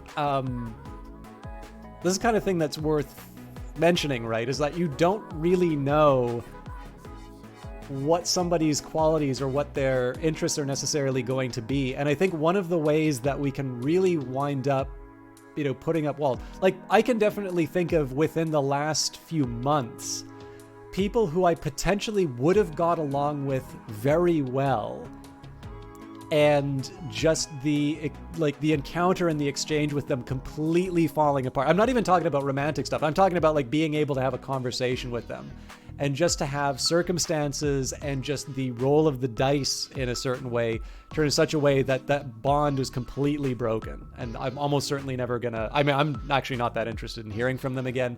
And I'm sure they are not at all interested in hearing from me.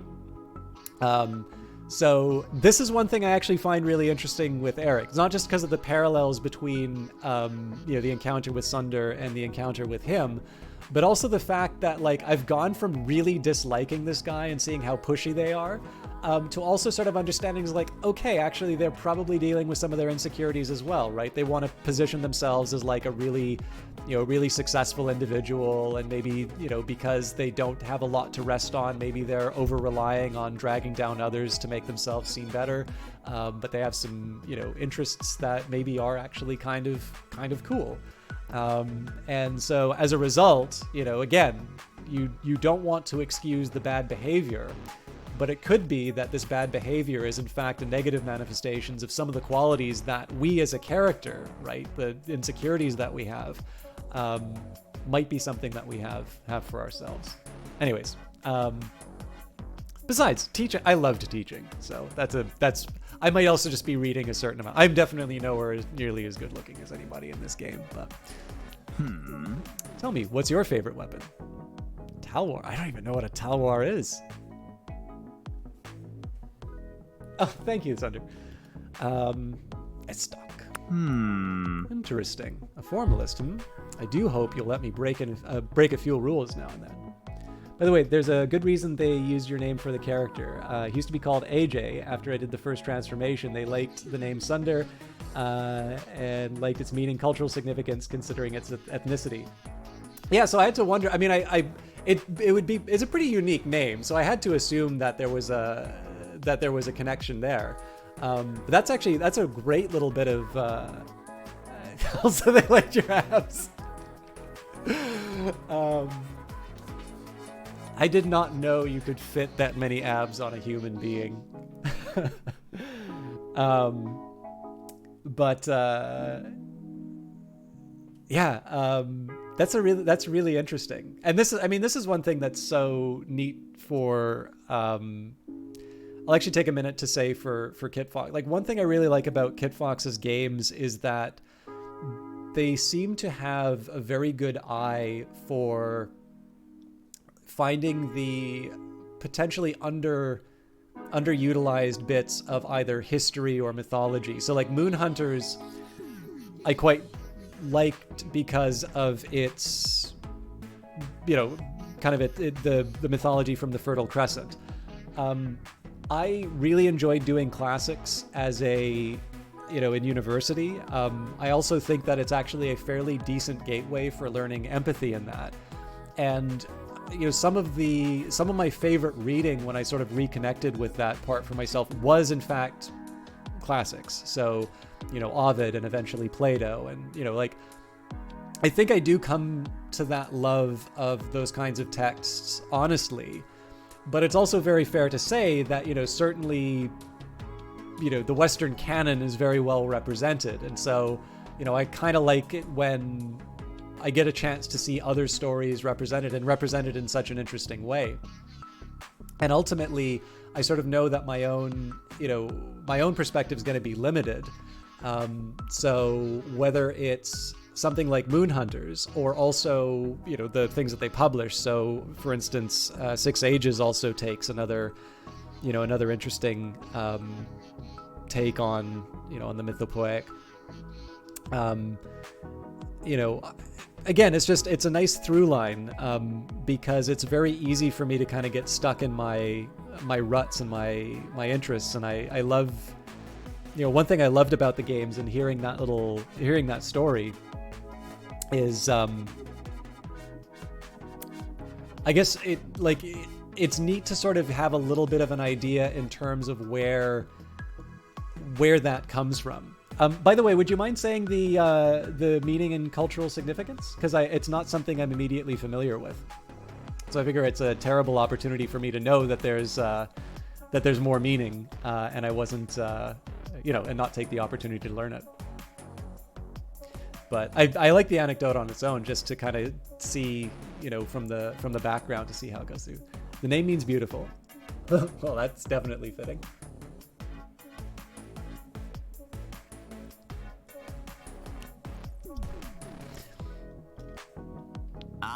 Wait, you mean weapon person? Right, of course. It's naturally fascinating, wielding someone else in battle, trusting them with your life. Sometimes I wonder who Excalibur would transform into if it were a person. But then I remember Sun Tzu and Napoleon and Genghis Khan.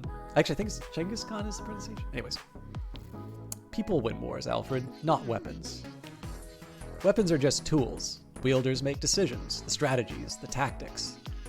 It's not polite to say, and pure humans aren't superior, but the truth is, we are better suited to leadership. Jesus. All right, so all the sympathy that I just tried to build for this guy is that's ridiculous. Yeah. Well, reality is a little ridiculous, don't you think? Do you ever think about how a platypus must have evolved poison ankles? Makes transforming into a weapon seem almost boring. Anyway, I have a little project I think might change your mind. I'm forging a new and improved kind of weapon. Way more fun to wield than that boring S-stock you like so much. I have to assume that there was a lot of fun in designing that. Napoleon would turn into a cannon? Yeah, I mean that's a particularly I maybe don't have enough out of the I don't have enough I don't have enough that I can pull out of the some of the other examples. So for instance, Genghis Khan, I'm not necessarily sure if there is a particular innovation in terms of military approaches, but obviously Napoleon is somewhat famous for innovating the use of cannon in warfare. And so I don't know if it's written this way, but there is something sort of self-defeating in Eric's position, precisely because at the very least some of those conquests are specifically due to novel use of the weaponry that they had. I don't know what you'd call the Supreme Sword yet. You can forge people? No, not people. It'd be like giving birth or something. Gross. I just want to make a weapon with a little bit of intelligence. It doesn't need its own thoughts and feelings and baggage. Think of it. The ultimate weapon with all the tactical insights and none of the drama. Oh god, this guy, yeah. I'm really trying to pull this guy out, but of course if you consider the context of the engagement, right? Like a really controlling guy who doesn't see the value in the partnership of going in the dungeon, just wants to, considers a mindless weapon to be control freak much? No. You don't be so dismissive when you see what I've made. Some people and some weapons are just better than others. Perfect servant will always be more loyal than an equal. The sooner you realize that you can only rely on yourself, the better warrior you'll be.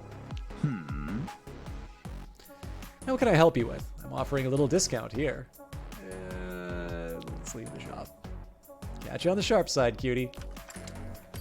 You head home. All right, we really tried, but...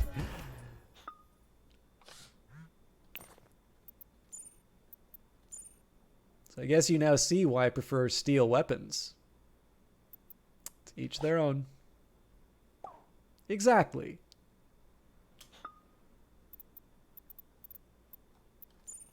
I mean, there isn't anything wrong with weapon people. They're just not for me. Can't really expect a person to sit in a case looking pretty all day, can you?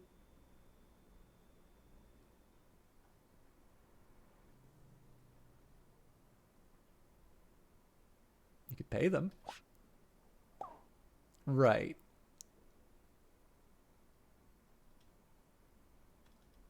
I'm not entirely sure what the ethics of like displaying a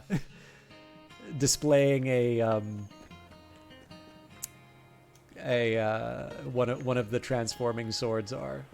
I'm gonna make the assumption that, like, I think it was Valeria said that she needed the money, so I was like, maybe that's a thing? I'm not sure. Oh, this is a Talwar. Actually, let's take a second. Sorry, this is, I don't like opening the browser too much, but if you get a chance to learn something in a game, we should... The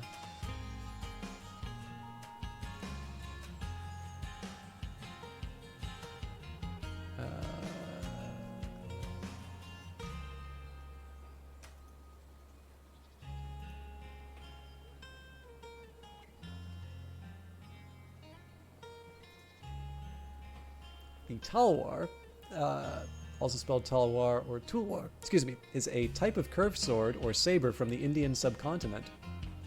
Incidentally, you also wanted to add, I didn't want to bog down the stream. No, please, but Sunder, as you can see, I clearly talk a lot. And I actually really like it when people bring something of themselves in on this. So please, right away. I'm all for this sort of stuff. Sundar is actually a very common Indian name, but kind of underrepresented outside of India and in Bollywood. So it's one reason why Tanya chose it. Or was it Victoria? You don't remember. Well, either one of them are definitely very good. So I actually reached out to Kit Fox for a sort of like side project. Well, actually, I could talk. So there's a... be the Kit Fox blog.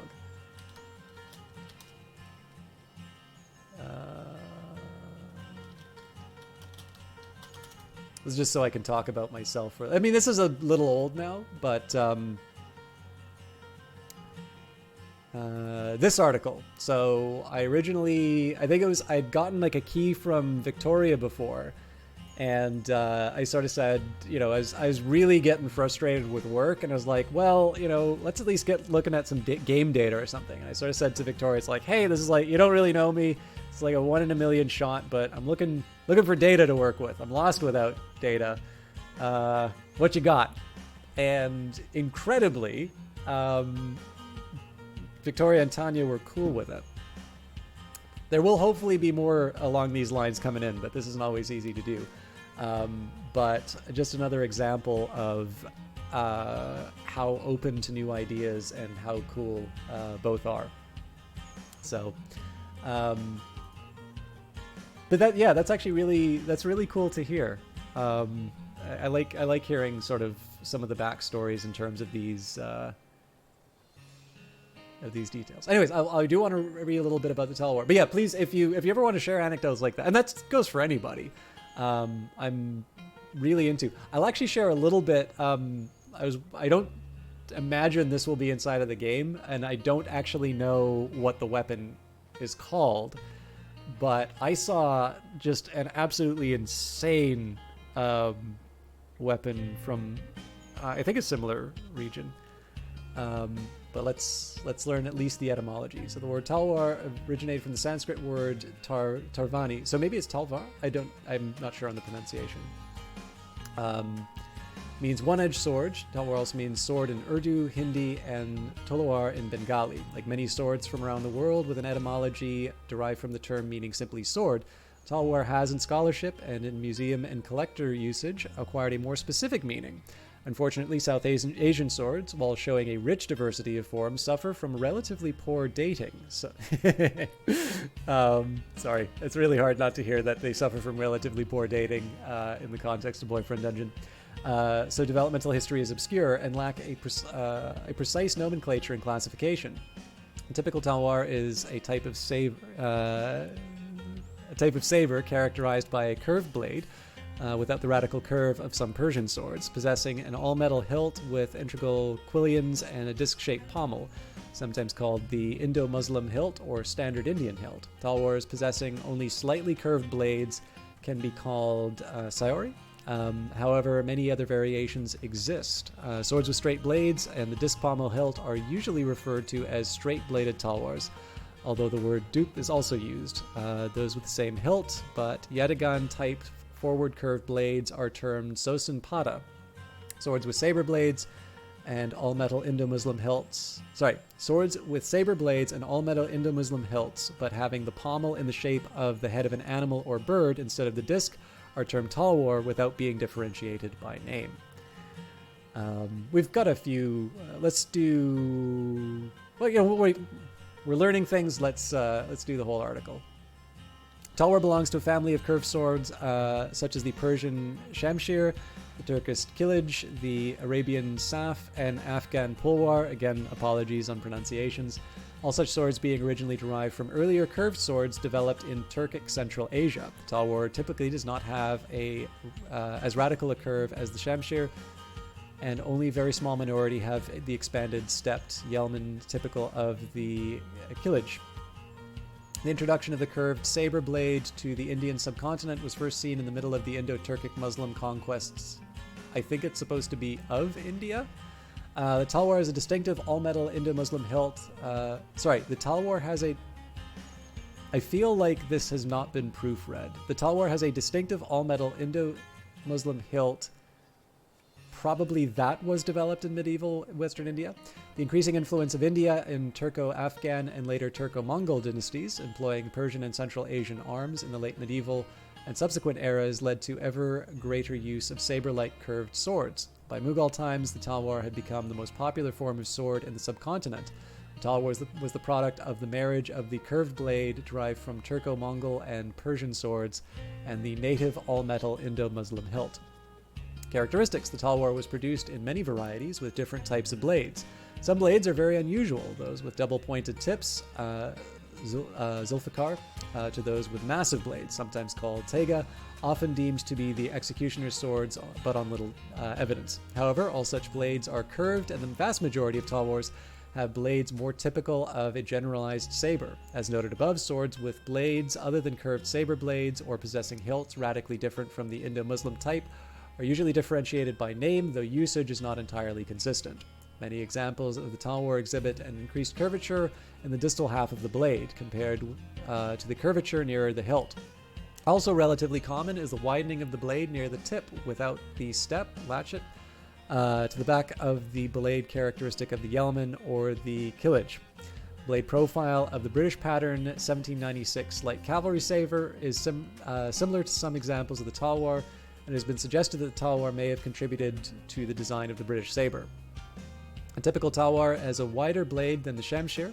Late examples often had European-made blades set into distinctive Indian-made hilts. The hilt of the typical Talwar is of Indo-Muslim type and is often termed a disc hilt from the prominent disc-shaped flange surrounding the pommel. The pommel often has a short spike protruding from its center, sometimes pierced for a cord to secure the sword to the wrist. The hilt incorporates a simple crossguard, which frequently has a slender knuckle bow attached. The hilt is usually entirely of iron, though brass and silver hilts are found, and is connected to the tang of the blade by a very powerful adhesive resin. This resin, or lac, is derived from the peepal tree. It is softened by heating, and when cooled, set solidly. More ornate examples of the Talwar often show silver or gold-plated decoration in the form of kafgari. Talwars of princely status can have hilts of gold, profusely set with precious stones. One such, preserved at the Baroda Palace Armory, is decorated with 275 diamonds and an emerald. The Talwar was used by both cavalry and infantry. The grip of the Talwar is cramped, and the prominent disc of the pommel presses into the wrist if attempts are made to use it to cut like a conventional saber. These features of the Talwar hilt result in the hand having a very secure and rather inflexible hold on the weapon, enforcing the use of variations on the very effective draw cut. The fact that the Talwar does not have the kind of radical curve that the Shamshir indicates that it could be used for thrusting as well as cutting purposes. The blades of some examples of the Talwar widen towards the tip. This increases the momentum of the distal portion of the blade when used to cut. When a blow is struck by a skilled warrior, limbs could be amputated and persons decapitated. The spike attached to the pommel could be used for striking the opponent in extreme close-quarter circumstances when it was not always possible to use the blade. Due to the presence of the blunted ricasso, the Talwar can be held with the forefinger wrapped around the lower quillion of the crossguard. I do not know nearly enough about swords, but I will mention, for those of you that want to be big nerds about sword fighting, I do know that Neil Stevenson, so he had an unsuccessful Kickstarter for a game which, well, so the Kickstarter was successful, but the game was not. But I know there's a project that he and some authors did called the Mongoliad, where apparently they all took their sword fighting nerd hobbies and wanted to turn them into short fiction. Not short fiction, but sort of multimedia works. I am not actually familiar with it, so I don't know if it's any good.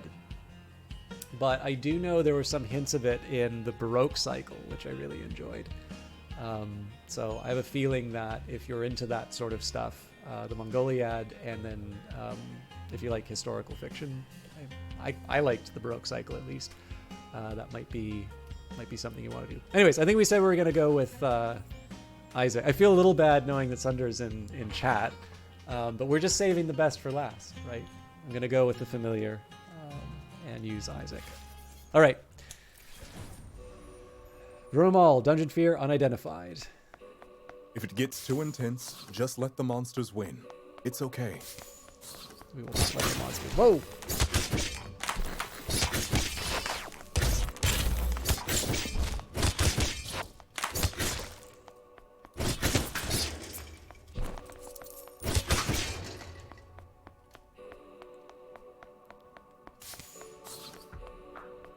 Love Isaac too. I mean, I'm enjoying all of these characters so far. Well, okay, I know there are some people I'm supposed to not like. Oh, jeez, really good bad.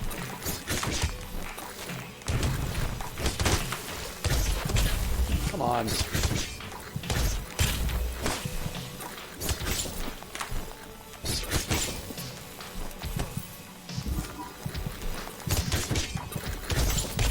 believe I've already used up all my coffee. I do kind of feel like I should be sticking with... I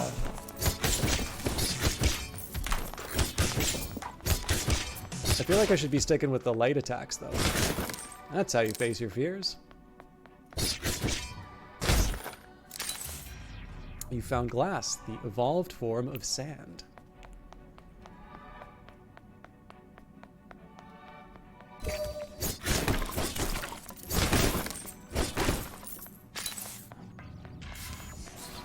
Was that the whole... Let's just double check I didn't miss an area. I kind of feel like there was really only one encounter.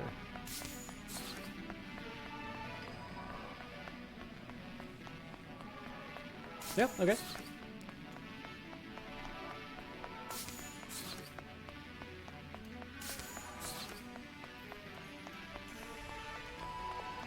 The little kind of...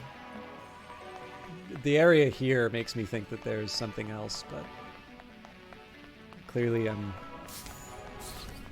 focusing on the wrong stuff.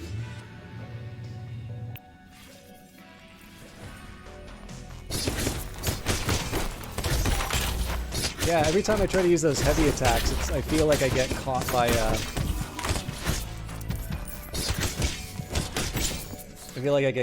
the enemy. So obviously I'm not going to get better if I don't practice, but maybe I'll wait till I load up on a bit more caffeine before I move from the familiar. It'll probably mean that my attacks are a little boring, but well, this looks ominous.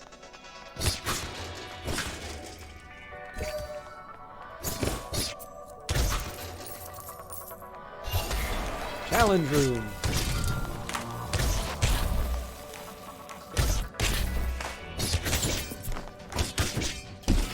Ah, that counterattack's actually really effective.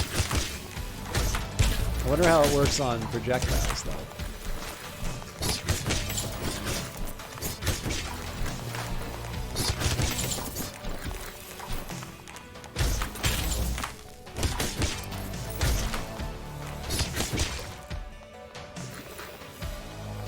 So when I did fencing, the one thing that actually worked really well for me was just keeping my cool and getting the parry and riposte most of the time. Useful, I hope. An anime t-shirt recipe.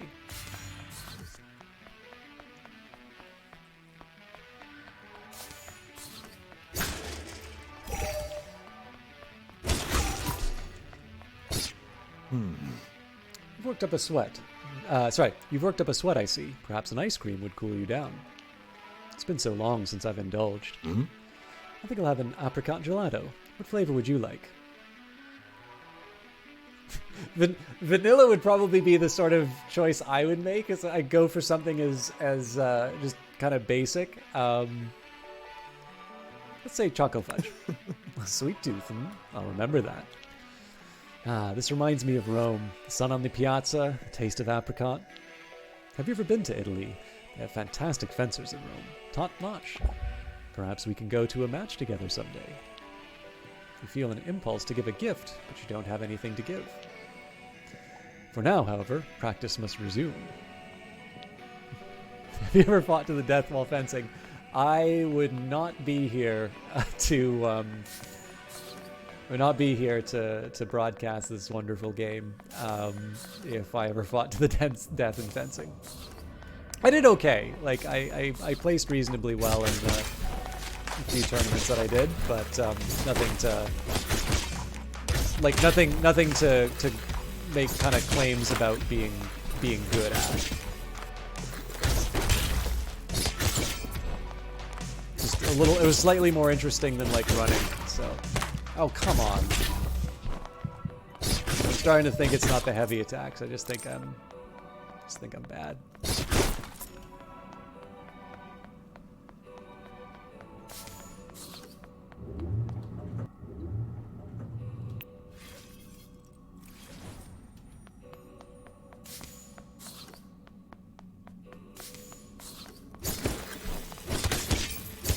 Probably a secret there.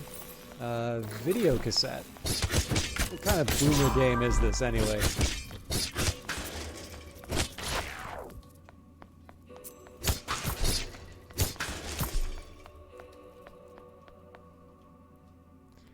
Uphill jogger, more interesting than running. That feels like an attack. Sorry, uphill jogger. I used to do cross-country running. Then I took an arrow to the knee. And actually, quite literally, it was an injury that I sustained that kind of got me out of running, and then I never went back.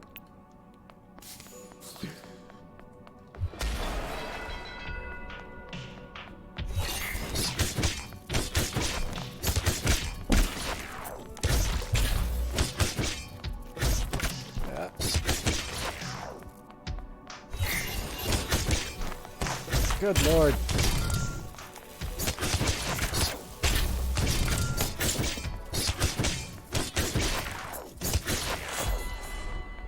If it makes you feel better, uphill jogger, I definitely put a mild attack on the default choice of bubble tea, which I happen to know at least one person involved with the development of this game would feel very strongly about. Bollocks? Would Isaac say a word like bollocks? But they're not around, so it's totally cool, right? As long as you don't tell on me.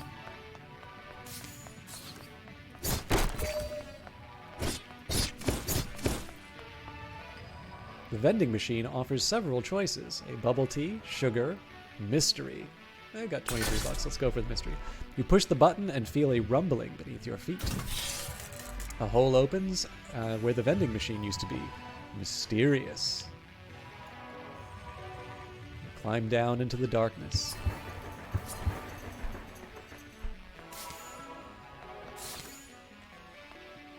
My god. Gotta save up my money from the dunge. Stop getting defeated by the likes of yous. They allow humans down here now? I thought this place was exclusive. What? Ah. Seems you're worthy to shop at the heart of Verona. Hmm? What can I gift wrap for you? Holy smokes! Bomber jack made of 69% nylon. Nice. 31% cotton. I actually don't have as much money as I thought I did.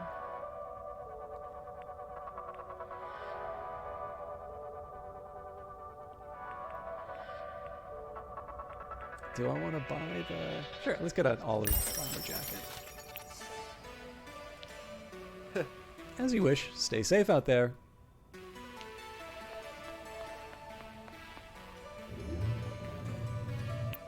Oh, that ended the level. Okay, there might have been more stuff for me to get, but...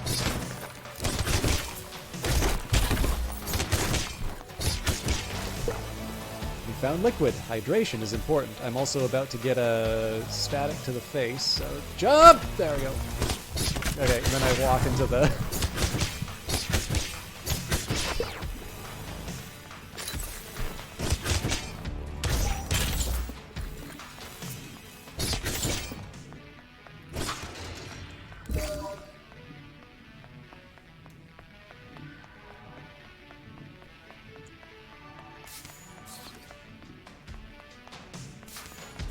So I'm obviously enjoying the combat and all. What do you, particularly for those of you who are, you know, asking what they think, you know, what I thought of the game, I can definitely say very fairly, and perhaps for those of you who are coming a bit later, you know, I was given a fee for promotional purposes, so fair disclosure. What do you all think of this?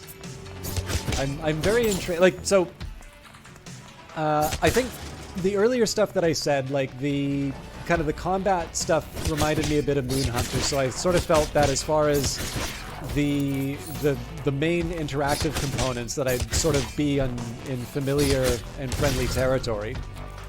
So I think that's kind of borne out. But obviously I've had plenty to talk about in terms of the, you know, just in terms of where the story seems to be going, or some of the characters. It's alright to let your guard down now and then. So let's grab Gotta loot the place first, obviously.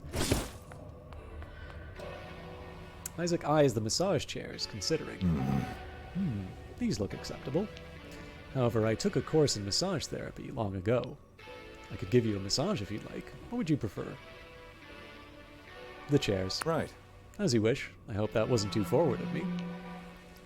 Anyway, this way we can both get a massage. You sit in the massage chairs. They begin to vibrate and knead your back. Too soon, it's over. You feel more relaxed. Now, let's get back to the dungeon, shall we? I wonder if I just missed an opportunity to, like, level up the love meter. No harm in keeping this safe from the monsters. That's how we justify looting the place, I see.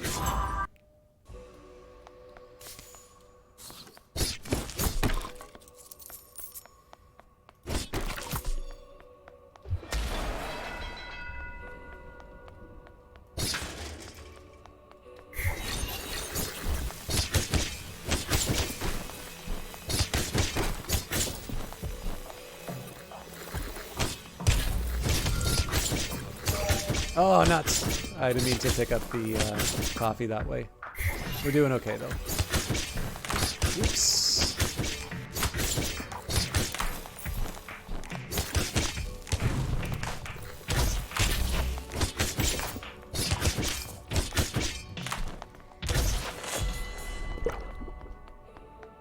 So I do find the lunge is actually a really nice feature of the heavy attack. Everything has a purpose. I found the Sleepy Time Zine reps. Ooh. That's promising.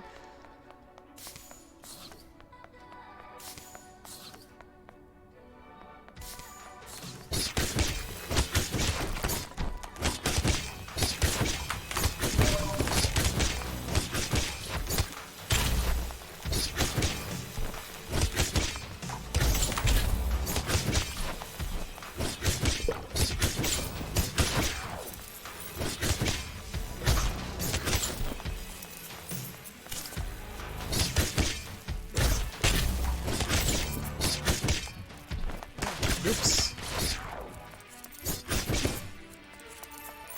Not too much of a loss there, just because I've got the coffee that I can pick up. But it looks like we've got stuff that I didn't pick up before. I'm just leaving that coffee back there because I might wind up needing it.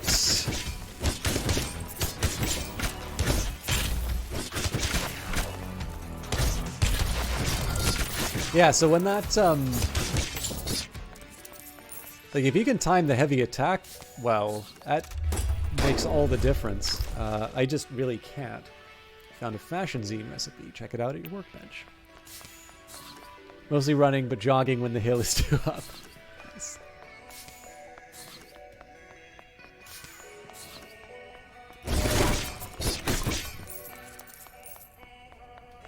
All right. On to floor 5. Need to take off. Good luck with the game. It looks interesting. Yeah, I mean, it's I'm definitely into it.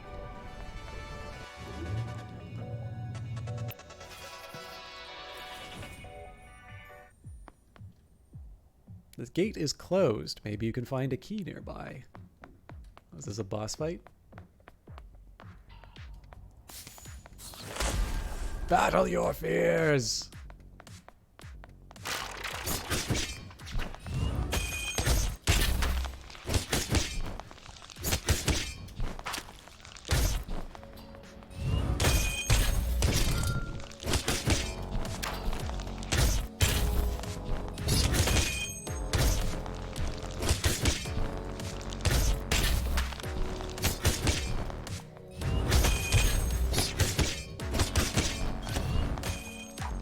Get rattled. Oh, these things are tough.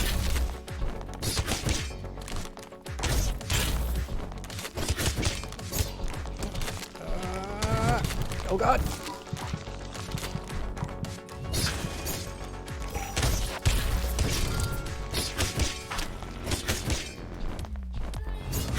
So I learned my lesson for leaving coffee on the ground last time.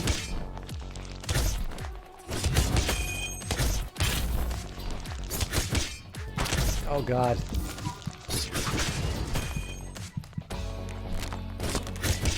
Okay, well.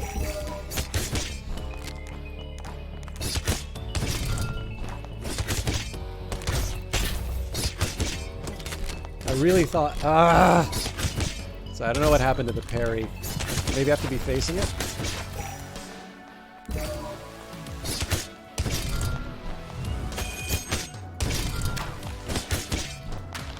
Is it to give a warning on how big its attack is? I mean, I'm still sucking, but at least we have a chance. It's giving me enough hope before it snatches victory from the jaws of defeat. Oh, we feel good. Found the raspberry liqueur recipe. And key found. The mall gate has been permanently unlocked.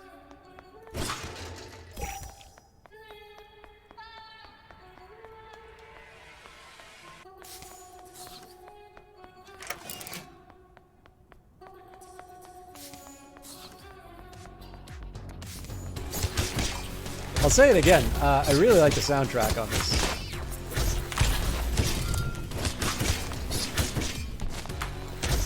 Garbage sugar's the best sugar.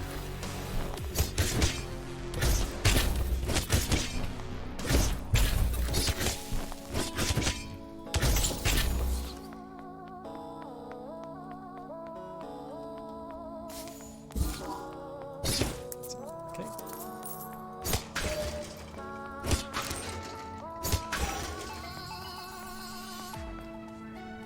Ah, ice skating. I haven't done this in years. Isaac ties up his skates and you start gliding on the ice. He holds out his hand. Skate alongside him. When I was 10 or so, my father took my family up to Canada for a winter. So we know what real cold was like. I mostly hated it, but there was this big frozen lake the kids all skated on. Do you get the... Wait, what? Oh, yeah, my hat. I had a hat like this once. It felt so freeing to be alone out on the ice with just your thoughts. Also, hello, Romeo. Is it Romeo Void? Or with a friend I could trust. Isaac smiles. Sorry, I kind of interrupted the dialogue there. Maybe that's why I enjoy going to the dungeon with you. I'm like a frozen lake. Thanks. You're very welcome. Thanks to you as well, my dear. You skate a bit longer before you return to the dungeon.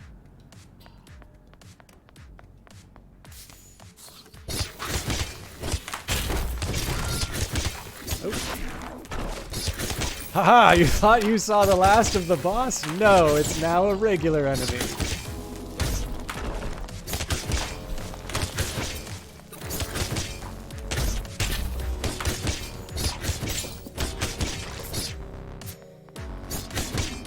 Run!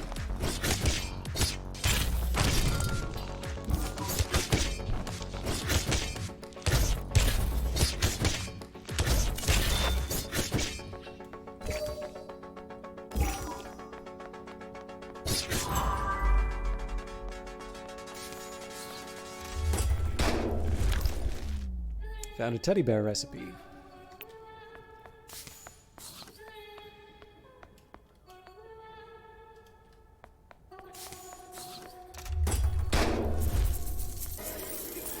Star Bright Knight, long time no see. How you doing? Thank you very much for the resubscription.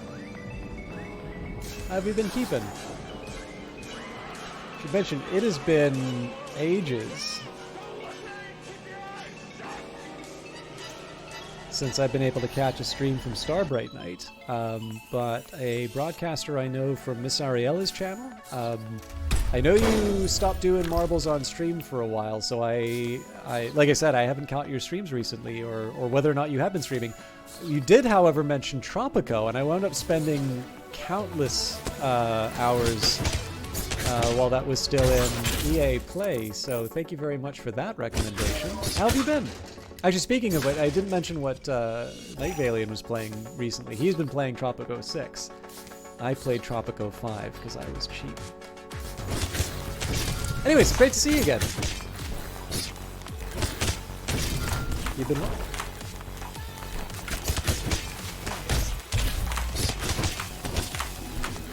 Sorry, I'm trying to look at chat and play the game, and I'm failing at both. Let's deal with the TVs because the range is killing me. Let's also see if we can grab stuff.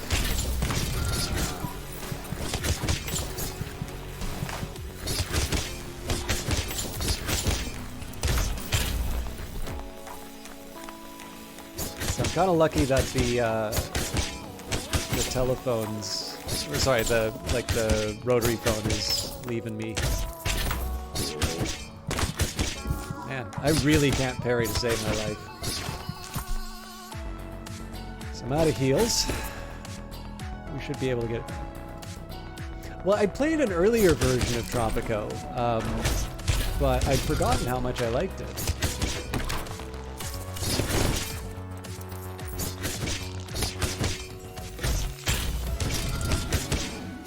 Oh, come on! I think you fear change. Your fear of change is lessening as we go deeper.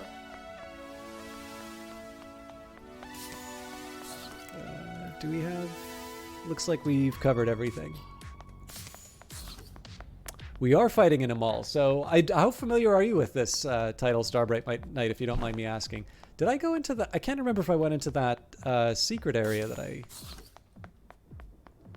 opened. I'm just going to take a quick second to take a peek, assuming I can even remember where it is. Yeah, I'm pretty sure we did. Right, there was a chest here.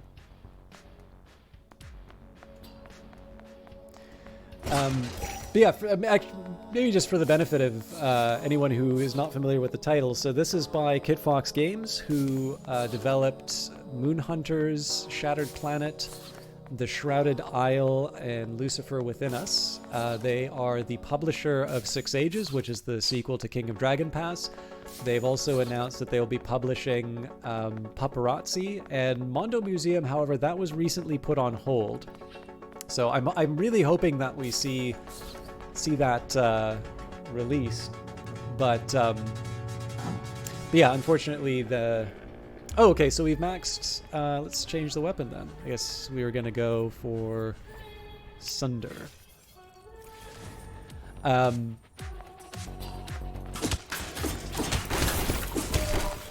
Ah! Stuff. Oh, really hurts. Oh, you get a good thrust with the heavy on this one. Man, Sunder's a really good weapon.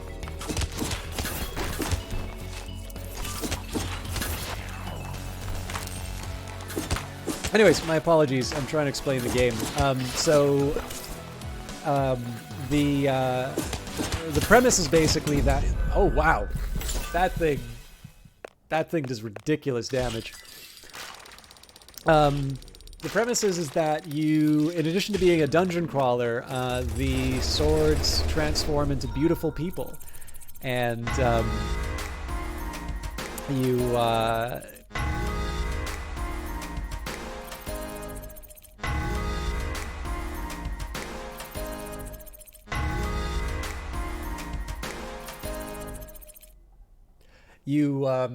get to date your weapons. So, in addition to going into the dungeon with them.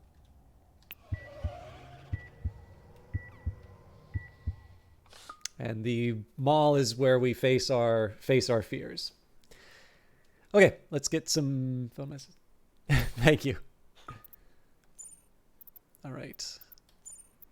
I was so worried when you went off to VB on your own, but you're doing great. Facing fears, finding friends. I'm amazed. It makes me proud. My little baby bird flying on his own. You don't miss me? Are you serious right now? Of course! You're the love of my life. You know that. I want to stay out of your way. But this is important, and independence is part of growing up. I'll be here when you need me. You've always been my son. Thanks, Mom. Heart emoji. All right. I'd like to practice more parries. I often practice at the mission. Care to join me? Okay. I'll be in the sanctuary of San Drogo.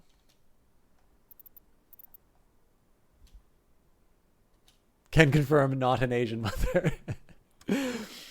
Oh God. There's a lot of stuff that we got. Can't make a teddy bear. So this is interesting. It looks like we can only make one of each of the items. We need plastic for an anime t-shirt. Okay, let's build what we can. So fried mackerel. I gotta ask Johnny big time about whether or not you need a hammer to make to make something. The other challenge is so it was the character design of Valeria that suggested the bracelets. I'm trying to think of what kind of a gift we could give some of the others.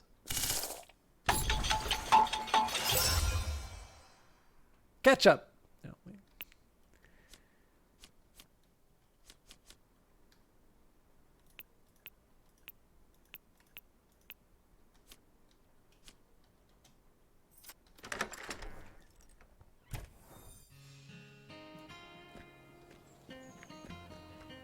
Okay.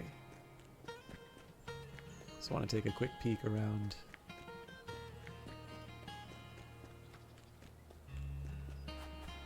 Oh, interesting. So, I mean, we could basically just ignore all the dating and just keep going into the dun. I mean, this is clearly, if you look at the reason why people play this game, it's clearly so they can just kind of mainline the dunge as many times as they possibly can.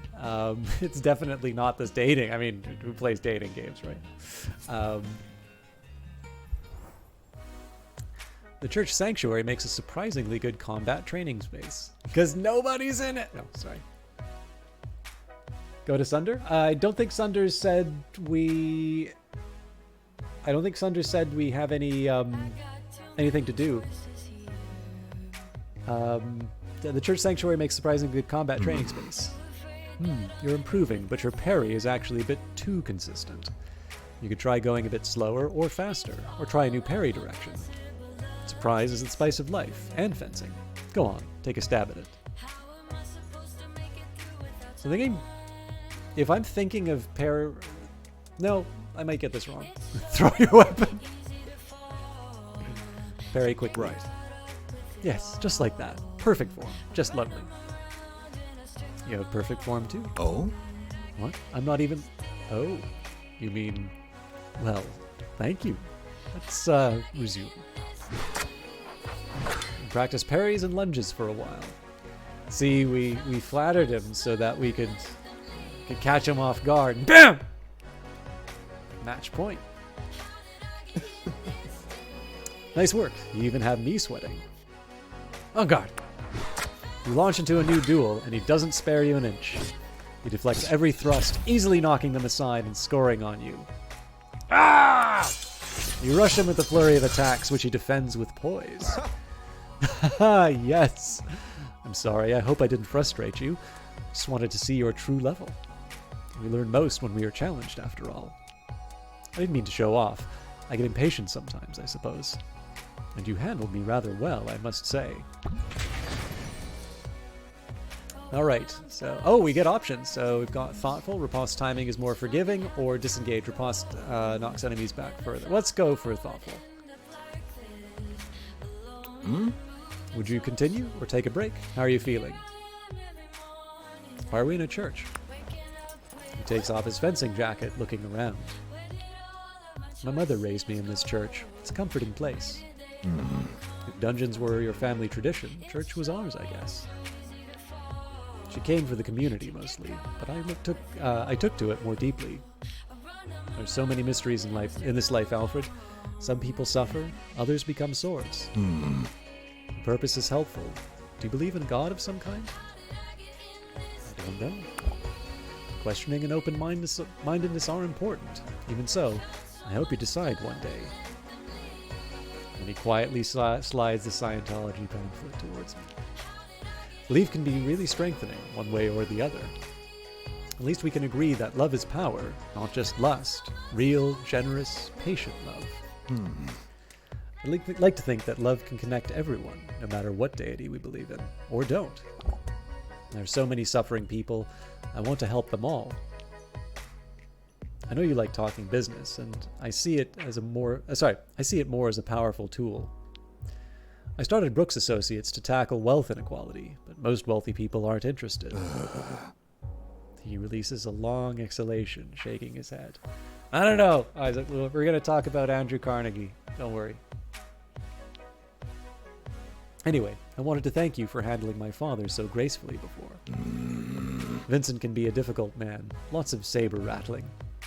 I actually do kind of... So, I obviously, it kind of depends on the game or the show. Sometimes religion can just sort of be like the butt of a joke, and I always sort of felt that religion is a missed opportunity in a lot of RPGs, in the sense that clerics kind of become mages with a different set of spells. One series that I actually thought handled this really well was The Young Pope with Jude Law. I haven't seen the follow-up, The New Pope, but there's definitely... They definitely play around quite a bit with the idea as to whether or not the young pope is actually a saint, and they definitely come down hard on it, but it's something that develops over time, and I really liked the way that they handled it. But what's also really interesting is that the type of pope that Lenny Belardo, like Jude Law's character, is, it's not...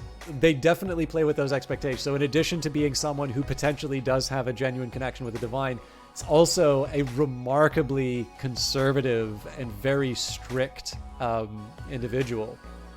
So again, it was one that I really liked for sort of messing around with the kind of the expectations I had going in.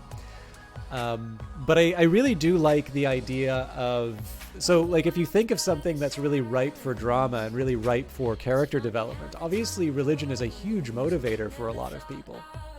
And I do think probably to a certain degree, as we become a little bit more secular, or not even a little bit, like it's obviously a more secular world, and certainly, I mean, I'm Canadian, right? So it's definitely, if nothing else, you can definitely say that there's the wide variety of religious experience. So, it's a tricky one where your direct experience of it, so even something like for me where I'll have, my own background of reading or what I'll maybe get through English classes and such. Obviously, there's so much of the Western canon which relies on, kind of an understanding of the Bible, or at least that's taken for granted. Of course, I was raised in a fairly religious home, so, I went to Sunday school. I have a working familiarity with that knowledge. My aunt is actually an Anglican priest, although I wouldn't necessarily say that I've carried on, I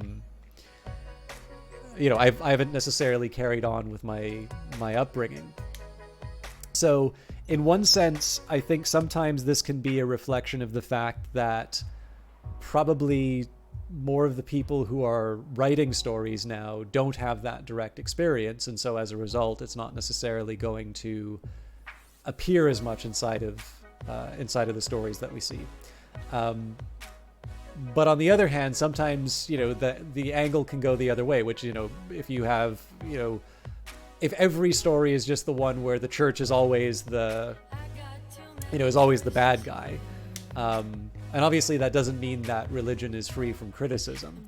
But obviously if you just keep hitting the same note, suddenly when you start seeing some more experiences represented, the same way that anytime you get to see different points of view and anytime you get to see a little bit more of a rich set of experiences, generally you wind up with better games. So it's neat to have a character, like to see themselves be religiously motivated for more than just the mustache twirling, gray eminence, or the cleric with superpower. I mean, maybe this also just is an example of the limited media I consume that often show those kinds of tropes. But it's kind of neat to see a religious motivation for Isaac's good works. It's not something I was expecting, actually.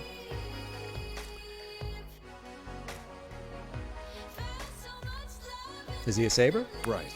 Yes. My mother was the only one who could wield him. I don't think he's used that form since she passed. I can barely talk to him at all. He wants what he thinks is best for me. Still, perhaps I should try to say something. I guess it's twofold with Isaac's connection to his mother. Yeah, sorry, I didn't quite realize that too. Now, moving into it, obviously, sorry, you're absolutely right. He mentioned the connection with his mother earlier. But no matter how sharp I get, I can never get a word in edgewise. How do you work up the courage to go into the dungeon, even when you're afraid? I just plunge in. Oh? Yeesh. Tried that with Vincent once as a teenager. Did not end well. Still think I have a scar on my hilt from that scuffle. It was an accident, but still. We all have our own strategies for survival. Even in human form, I find it easier to parry than to go on the offensive. Hey, man, I got a lot in common with again, this is just the fencing reference. Crowd starts filtering in. Perhaps the service will start soon. Oh? Oh, out of time already? Oh, it flies. Next time, I'll make sure we don't get interrupted. Hey, Sean, how you doing? I'd like to offer a gift, but I don't know if he'll like the mackerel or not. So we spent most of our time with Isaac, but we had a little bit of time with Sunder. And I have Valeria in the kind of in the arsenal, but we fell to our fears before we could get through. For those of you who do not know him, I know I've shouted him out a couple of times, but we'll still take the opportunity. Sean LeBlanc is a local game dev, actually one of the first people I met when I moved to Ottawa and wanted to check out the local game dev scene. Let me see if I can find.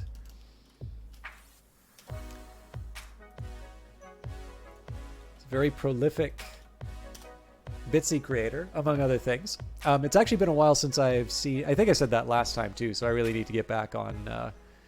On checking out your stuff. I think it's because I've started. I reduced my notifications on itch, so I don't get to see as many things. But John is definitely one of the. Well, I mean, there's many interesting local creators. But Sean is particularly talented both in terms of creating sets of tools as well as these really interesting little games, and particularly pushing Bitsy beyond its limits. So for those of you who are familiar, check it out because there's definitely stuff I haven't played on there yet. But for those of you that are not familiar, if you ever wonder where you find out about cool new games, it's by looking for them. And when people say there's an opportunity to to check out something new, doesn't take a whole lot to go and see new things.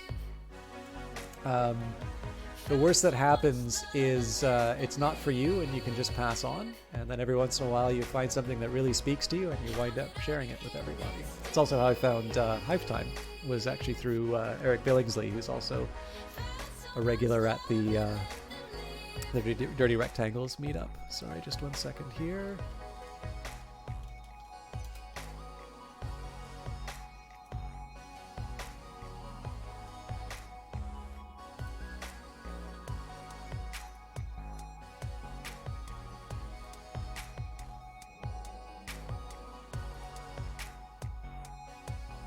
Nuts. I was trying to find Sundaraj's Twitter. It turns out there's a few of those names in the Bing search. So I can't be as clever. Anyways, if you wanted to share that or a place to link your stuff, I wanted to try and take the opportunity and be like super smooth about it. But I failed. Sorry. Okay, so I'm not going to offer a gift. Not because I don't want to, but it's because I do not know Isaac well enough. Thank you. There we go. Oh crap! I just clicked the. Sorry. It's gonna take a second here.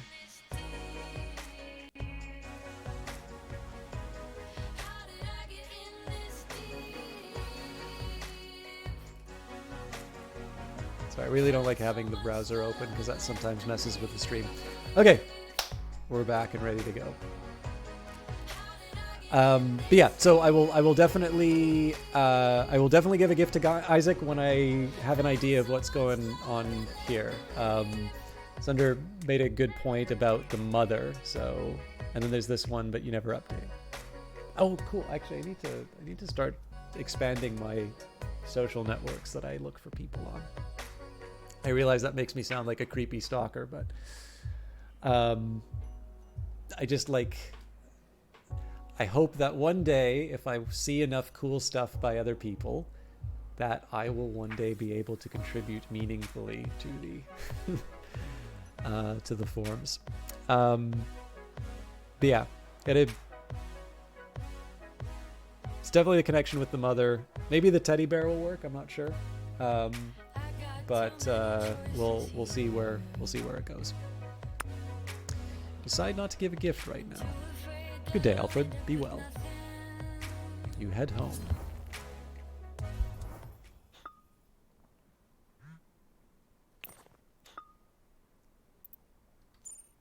All right, let's hear what Isaac has to say. Thank you for coming to practice. I'm so pleased with your progress. What's the right emoji to use? You don't need emoji. Thank God. Emojis make me feel so old. Let's go to the dungeon. Found you another date. You've probably met her already. Who is it? Go to Paradise Lost tomorrow at noon. She'll meet you there. She'll wear a blue jacket. Fine. And don't forget to smile. But fake smiles are bad. Never mind. Smiling optional. Do we ever get to see Jesse's partner? Oh, right. Hats. I did buy that bomber jacket. I didn't pay attention to the torso that much. I do not have Sunder's abs, so we're going to go back to the striped sweater.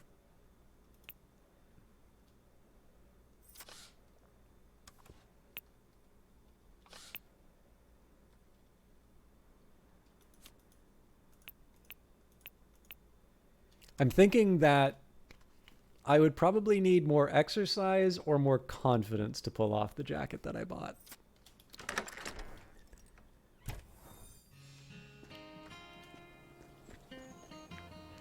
Okay, so this interests me. I always thought the exclamation marks were the idea of like being able to buy new stuff. But if we've got a date... Well, I guess it labels a date. Okay, I should probably take a look and see what those... Welcome to Paradise Lost. I'm Olivia. What kind of cats do you like? Wait a minute. Didn't... Oh, wait, no, this is the blue jacket. I was like, wait a minute, don't you work for the other place? All of them. That's not a real answer, you know. But it's true that every cat deserves love. Don't you work at Kix? Oh, sorry. I thought Jesse would tell you. He set us up. And, oh, I forgot to take out my work apron. Sorry, 1 second. Olivia takes off the apron with a smile. I mean, I guess this is kind of a date, but it doesn't have to be. You can just hang and pet cats. Don't really like dates anyway. Let's play some game of trying to guess the right thing to say. And then you flirt. You're supposed to start kissing? It's also fake. Totally understand. Do you? Or are you just playing a dating game? I'll never know. Can we ever truly know another person? Olivia frowned slightly, eyes focusing in the distance. Wait, don't look behind you. I think someone's watching us in the window. You peek from the corner of your eye, but don't see anyone. They're gone. Maybe I was imagining things. An elegant cat walks up and sits nearby, staring at you curiously. Huh? I don't recognize this one. Who are you, kitty? Are you new here? She's so cute. May I pet you, perhaps? Oh, yeah, I'll actually share. So here's a fun little detail about Sean LeBlanc. When I was passing by a cat cafe, I sort of thought to myself, like, you got a cafe, right? Normally for cafes, you got like tables and chairs, and you bet it's Eric. It's like, that's capital. It has a depreciation rate and whatnot. I'm like, well, if the whole point of like the cat cafe is that you go and you pet cats, does that mean that cats are capital? What's the depreciation rate of a cat? Can you claim the depreciation rate of a cat on your taxes? Sitting there and working out the implications. And Sean was the one to kindly point out that apparently cat adoption is a business line that cat cafes have. And yet, I still really want to know what the depreciation rate of a cat is. So now I just need to find a place that uses cats as capital. All right, Olivia reaches her hand tentatively, but the cat stalks away again, tail in the air. Or maybe cats are an input. Guess I offended. Well, I guess capital is inputs. Anyway, never mind. Guess I offended her. I spent some time with Olivia, chatting and petting cats. This was nice. See you around. See ya. So if any of my friends become single, I'll let you know. Oh, I didn't mean it that way. I just wanted to stay with the cats. She backs out of the cafe with a blush. The cat gives you a pitying look. This is your fault. The cat stares at you until you feel uncomfortable. You head home.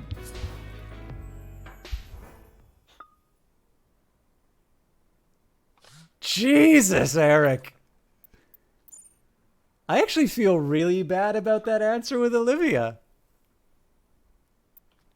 Let's see if I could try and patch things up. We're friends, maybe? Ah, sweet. Friends are the best. This is progress. Just think, a few weeks ago, you never dated anyone, and now you have experience and skills. If you want to change up your weapon combos, check out the gym in town. And the most romantic holiday ever is around the corner. Arbor Day? No, silly, the 4th of July. Nothing's more romantic than a barbecue and fireworks. You think I'm joking, but wait and see. I met my partner Samantha at a barbecue. It's gold. It'll be all heart emoji, heart eye emoji, heart eye emoji. I'll send you details soon. Guess it didn't work out, huh? You know Olivia? I don't need to. I saw your date-dastrophe. I've been there. I know how it feels to be rejected. I think they're so much better than us, but they're not. You're better than all of them. You deserve to be treated like a king, Alfred. Please stop. Sorry if I'm awkward or say too much. You're just so handsome. Ah!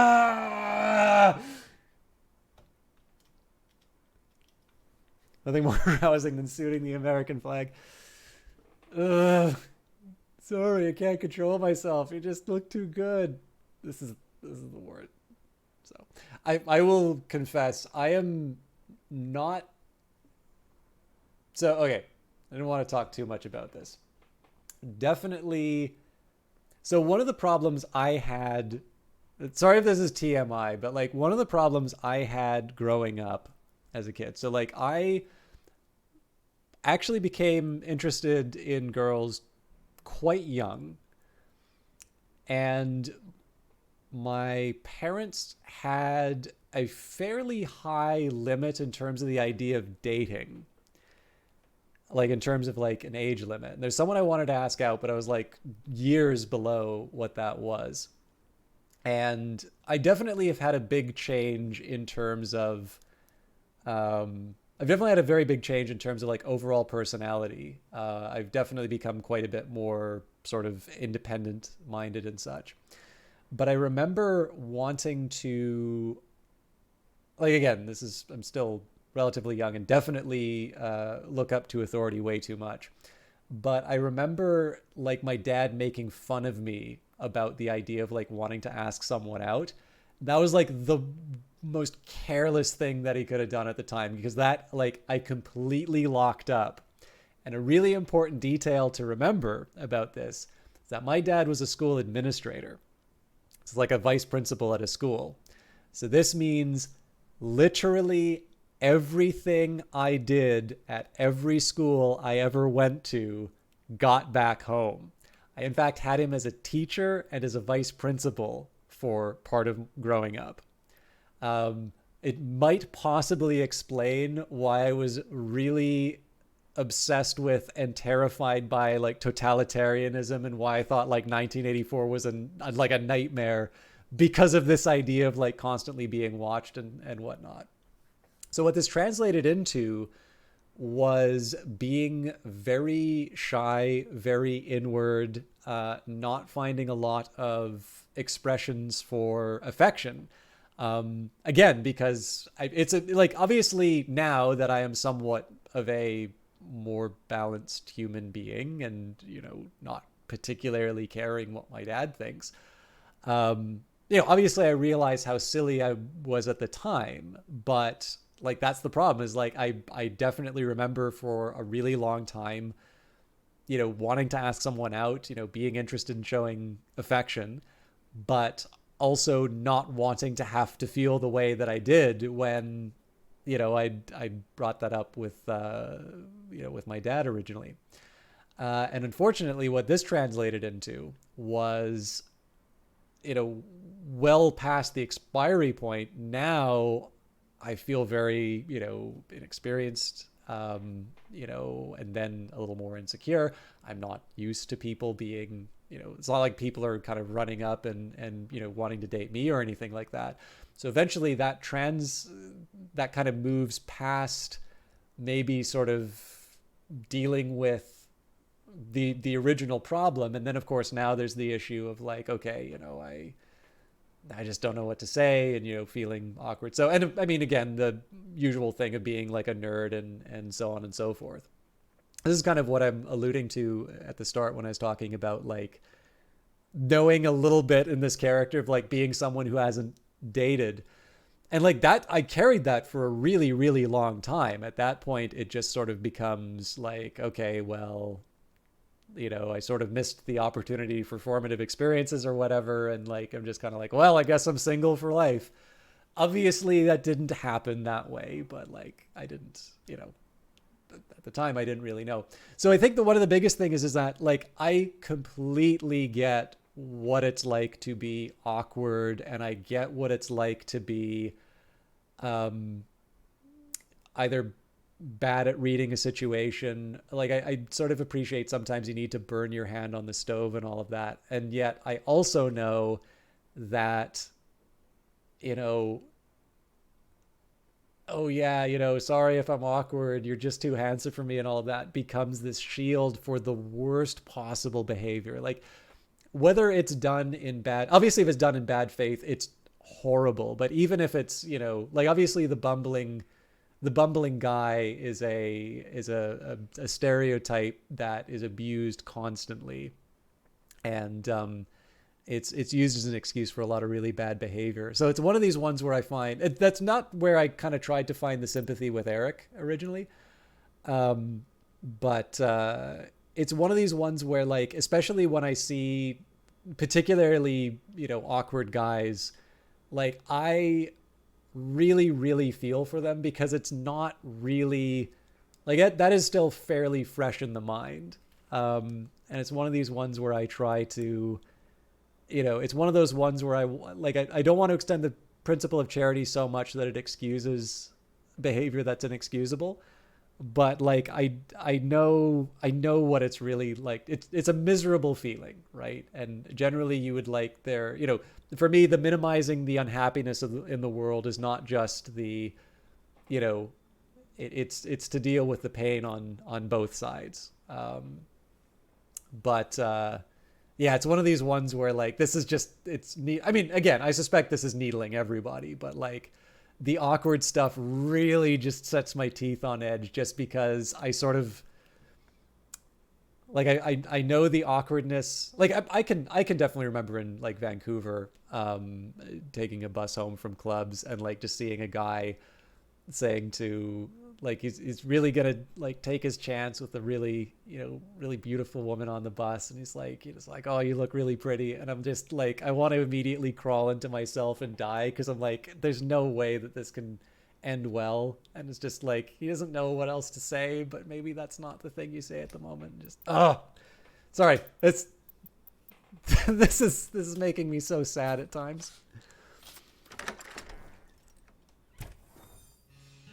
Okay, so we've got the cutting edge. I'm gonna try the shops first. I don't know if I want to sit into naked. And I apologize. I know I'm not like solving the world's problems with all of that, but I feel very strongly about Eric. It's not a cool guy. Welcome. Let me know if I can help. Okay, we've got $33.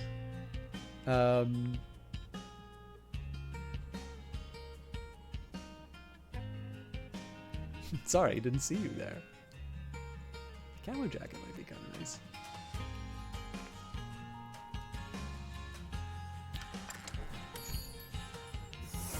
I think we'll just go window shopping for now. All right. Let's hold our nose and go into Naked Steel. Oh, Alfred. Find time in your busy life to stop by? I'm never setting foot in here again. Certainly solving our issues of board. Well, thank you for that. Yeah, and like I think this is the big thing for me, Keto Base, is that like, you know, the shyness and like the weirdest thing for me too is like I don't even have, if not that anybody asks for the advice, but like one of the things too is that like I stopped being introverted when I read The Hitchhiker's Guide to the Galaxy, and I was utterly amazed at the idea of a character like Zaphod Beeblebrox who could be so arrogant and yet so interesting. And that's obviously, like, it's not like I modeled myself off of Zaphod, and clearly I'm not gonna, like, turn around and tell someone, oh yeah, just read Hitchhiker's Guide to the Galaxy and you'll get out of your shell. Like, clearly there's something else that happened there. Oh, that's a wonderful series of books. I highly recommend them. Oddly enough, I still haven't read Mostly Harmless, but I at least read 4, and they're really good. I should probably get around to reading Mostly Harmless. But yeah, no, it's just one of these ones where, like, you know, particular, like, so I think one of the things here is that the idea of, like, not having dated is something just I really relate to in terms of the main character, because it was for the dumbest possible reasons. And I'll be honest, like, even for myself, like, I have to assume just to a certain extent the whole dating thing is hard. Like, I don't really know how you meet people. You know, I think the last time I went out on a date, it was like someone asked me. So, you know, I'm assuming that the wait for someone to ask you approach is probably, unless you look like the people inside of this game, is not maybe the key to a satisfying, you know, love life. But I also think most people can sort of relate to feeling, you know, shy and awkwardness. I think even people who are very charismatic, and maybe you wouldn't think of it, I think everybody can relate to the idea of feeling out of place, and you know, everybody's kind of on their own journey, and they kind of need to figure out what they're about. So I suspect probably it's something that you don't need to have had I don't really think people need to have had the usual story that you'll hear among sort of the video game players or the D&D players or the bookish types. It just happens to be that I fit that stereotype rather well. So that's something you like or not, whatever, I guess. Text you later. Oh, I don't doubt it.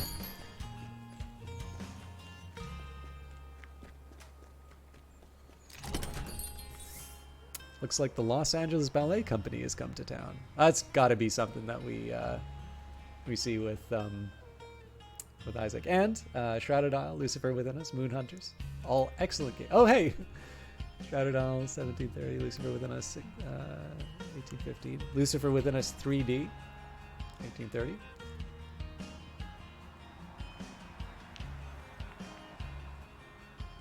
For an Italian opera about doomed lovers. This definitely feels like an Isaac thing.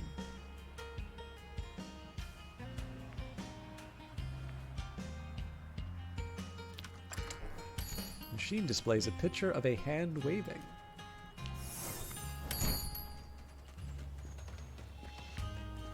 All right, let's go pick up some heavy things and put them down again. Oh, so I kind of want to level up Isaac, but we're spending some time with Sunder, so let's go nuts. I've already worked on my abs today. What's next? Apparently nothing.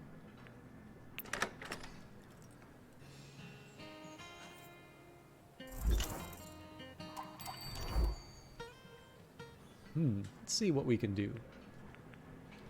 So I guess this is for respecking then?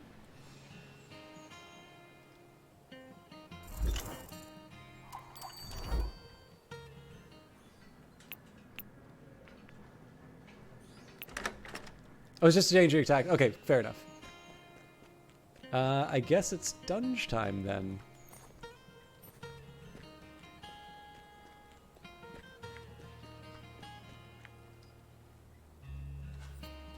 Yeah, so first of all, Sunder is actually a really good, beyond just making me feel... I am the opposite of Sunder in real life. I do not think that there is a... Maybe height is the only thing I might share in common. I used to have long hair, but that is definitely not true anymore.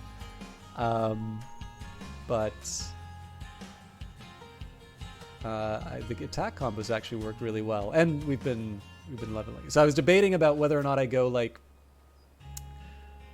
as far as I can down one tree, but I think what I'll probably do is I'll do a rotation. So we'll carry on with whatever I went into the dungeon with last, and then when we max that out, then we'll just move on to the next one. Which floor would you like to go to?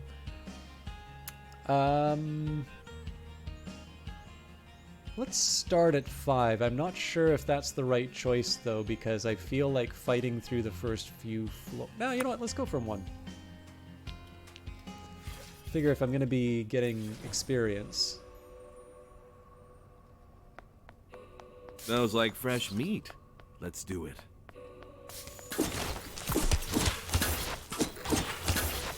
I keep forgetting the heavy's the thrust.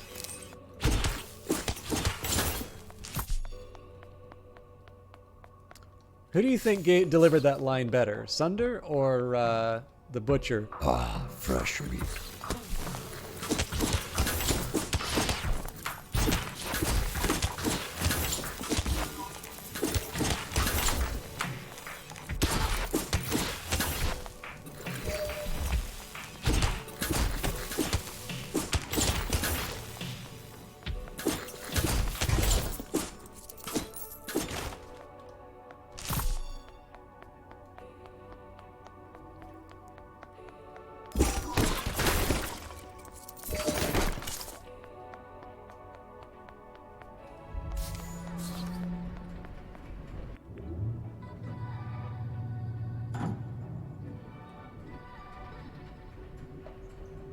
Oh, we've already maxed Sunder.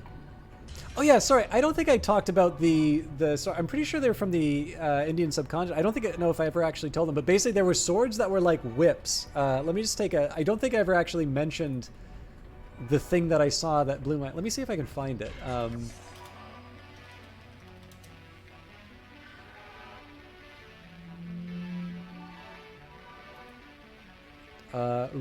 Rumi's my. Oh, the Clari Payetu blade. Let's see if that's it.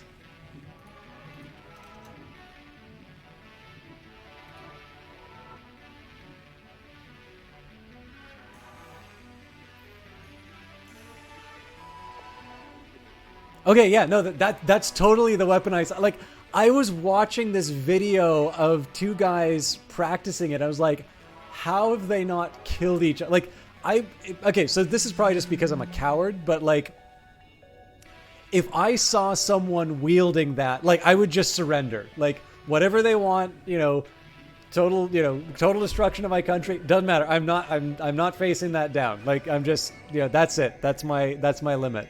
That was absolutely nuts. Sorry, I don't think I have. Sorry, I know I like introduced it while we were talking about the Talwar, but I don't think I've actually said what it was. Yeah, that blew my mind. So, anyways, I don't have anything else to say other than that it blew my mind. But that is the one bit of obscure sword trivia that I had that was related to something we were talking about ages ago.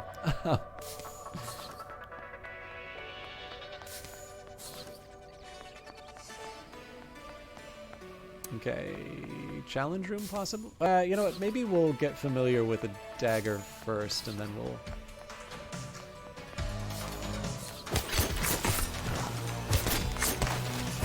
Alright, well, I'm garbage with it.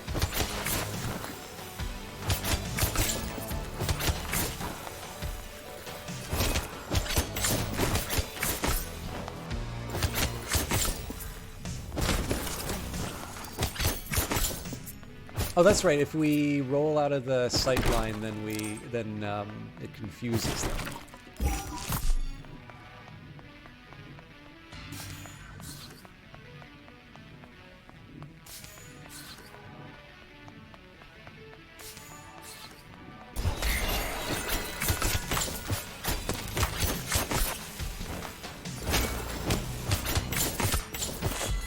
Lord, I think the dagger's definitely going to be the one that I need the most practice with.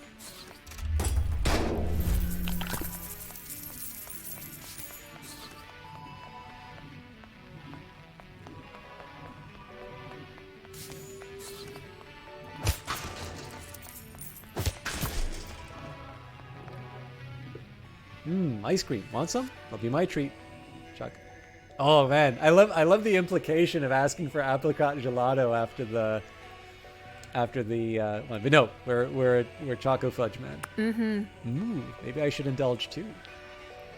Tastes like summer, or at least the idea of summer. Summer here in Verona Beach is a bit too much. If we were outside, this would probably melt before we could even eat it. Huh. Where would your ideal summer vacation be? You finish your ice creams, debating the best place to spend a summer. We are now ready for the audience interaction part, chat. Where do you think is the best place to spend a summer? Would you like to offer a gift? Yes. Nothing goes well. Sorry, nothing goes better with Choco Fudge than mackerel. We decide not to give a gift for now. Guess we gotta get back to work. I can feel the sugar rush coming on.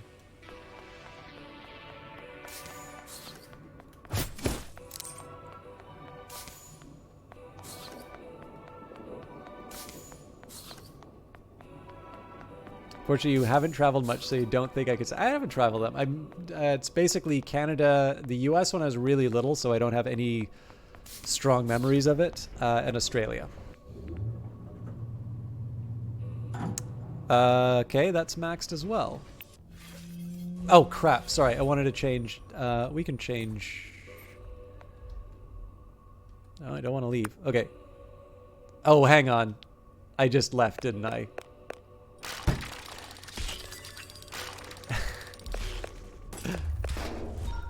So I thought I meant leave as in, like, leave that window. Alright, that was a slightly disappointing dunge run. Want to go to the club again? Oop, pay cut. Okay, we'll let the notifications come through. Yes, I like museums!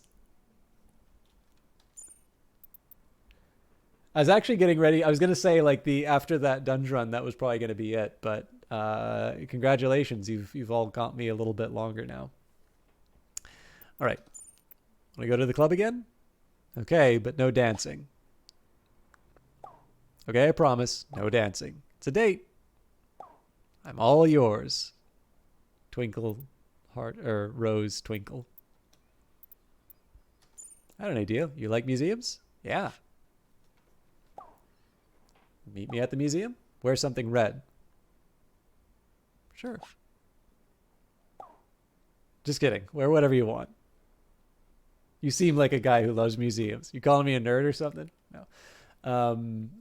Ottawa is... So like, I miss Vancouver a lot, but I will definitely say one really big thing that Ottawa has going for it is the museum. So National Gallery. I got a chance to see the Rembrandt in Amsterdam exhibit, which is excellent. There's the Canadian Museum of History. There is the Canadian War Museum. Really like the War Museum. That's probably not very surprising.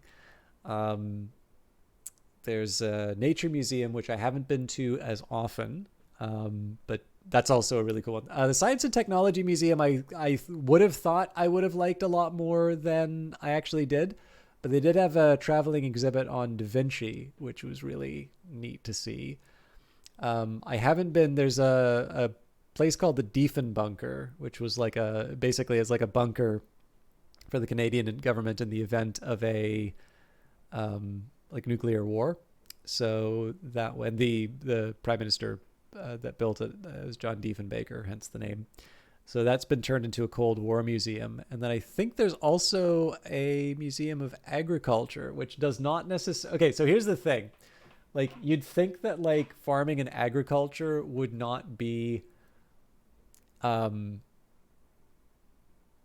would not be like the thing that you want to go to. Like, so when I think of something, like when I see that, right, it's like, yeah, who cares? Except that for the majority of human history, we've been farmers, right?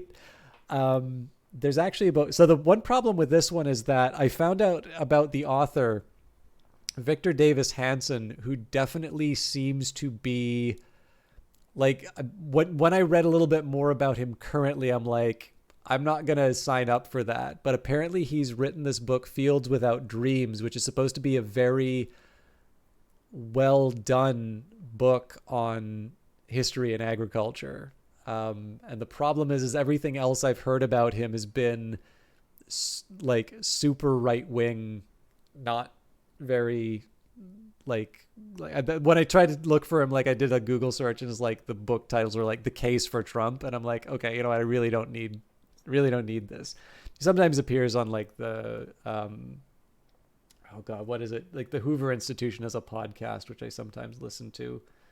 And like I heard the interview with him and I'm like, can you just like get to the history stuff? Like that's what I want to hear from you about. But anyways, so I still want to read this Field Without Dreams book because it apparently is about this transition from all of your family lineage before your parents were mainly farm. That's really interesting. And I mean, again, just like the history of agriculture is actually a lot more interesting than what you would imagine, and particularly how it has sort of shaped civilization and the different ways that we've sort of structured communities over time. So it is actually something I'd really like to check out. And obviously it's incredibly important. Your reaction to Doug Tennep. Oh yeah, that's another like this is the thing, right? Like we contain multitudes. Obviously excellence in one field does not necessarily mean that you will be good at anything else or even a good person. Like for all I know, Victor Davis Hanson is a fantastic classicist. It's just, I now have to sift through all of this other really terrible stuff I don't want to see to get to what might be his good.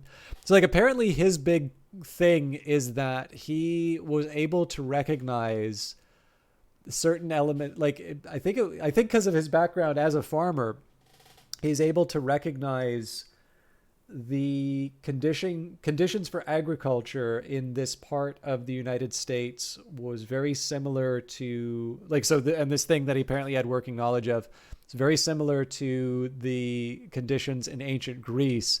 And apparently this explained something very, very well, and sort of led to this kind of this explaining this gap in the knowledge. Again, like I don't know it very well because I haven't been able to find the book. And for all I know, it's a popular book that has absolutely nothing to do with the thing that he contributed. So that sort of stuff I'm really interested in finding out about. But of course, again, if I do the Google, the only reason I'm talking about his politics, by the way, is I know as soon as I mention the name, it's probably going to inspire a Google search, especially if I say that, yeah, the other stuff I didn't care for, inevitably people are going to want to know. So I figured I'd just kind of move that out of the way. My usual position is to try and not talk about stuff, you don't need to talk about the people who aren't worth listening to, right? But But yeah, it's a shame, right? Because it'd be so much. It would definitely be easier in life if people who were good at one thing were really good at all of the other things too. Anyways, let's. But yes, I have been successfully outed as a nerd. So far as I can tell, there is no Museum of Economics here. But I am very lucky to. Oh yeah, I've also been to the Canadian Mint. I think the thing I did, I actually went on a date to the Canadian Mint, which kind of gives you an idea of why I'm single.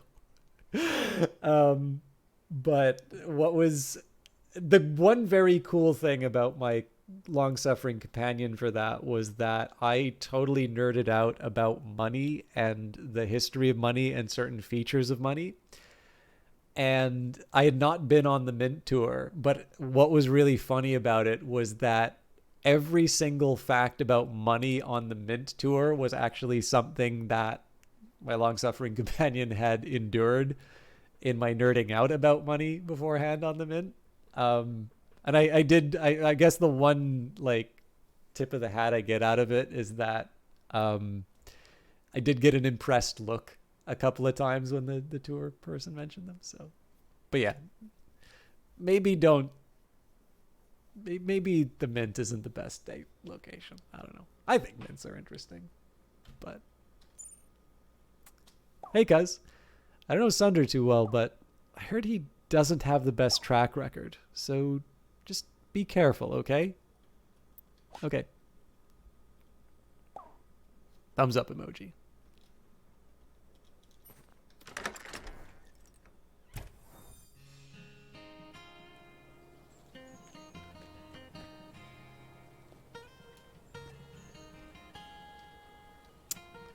Verona Museum or La Rosa? Well, I'll go La Rosa. Spend time at La Rosa with Sunder. Sunder looks at the dance floor with longing before refocusing on you. Mm-hmm. Hey, let's get to know each other better. Ask me anything, handsome. I kind of want to ask this to see what the response is going to be to calling him a scimitar. Hey, whoa, Tile Wars are completely different from Scimitar. I was wondering what... Okay, but I think it's just to say, no, there's a difference. I was hoping that they might elaborate on the difference. Hey, Uncle Cranky! For those of you who want to see a man with the abs of Sunder, you will have to watch someone other than Uncle Cranky. But Uncle Cranky is a New Zealand streamer who does Path of Exile, has been doing quite a bit of Skyrim lately, apparently inspired by the Dunmer voice, Oblivion, well, Morrowind earlier, broadcasts. But, yes, Uncle Cranky does...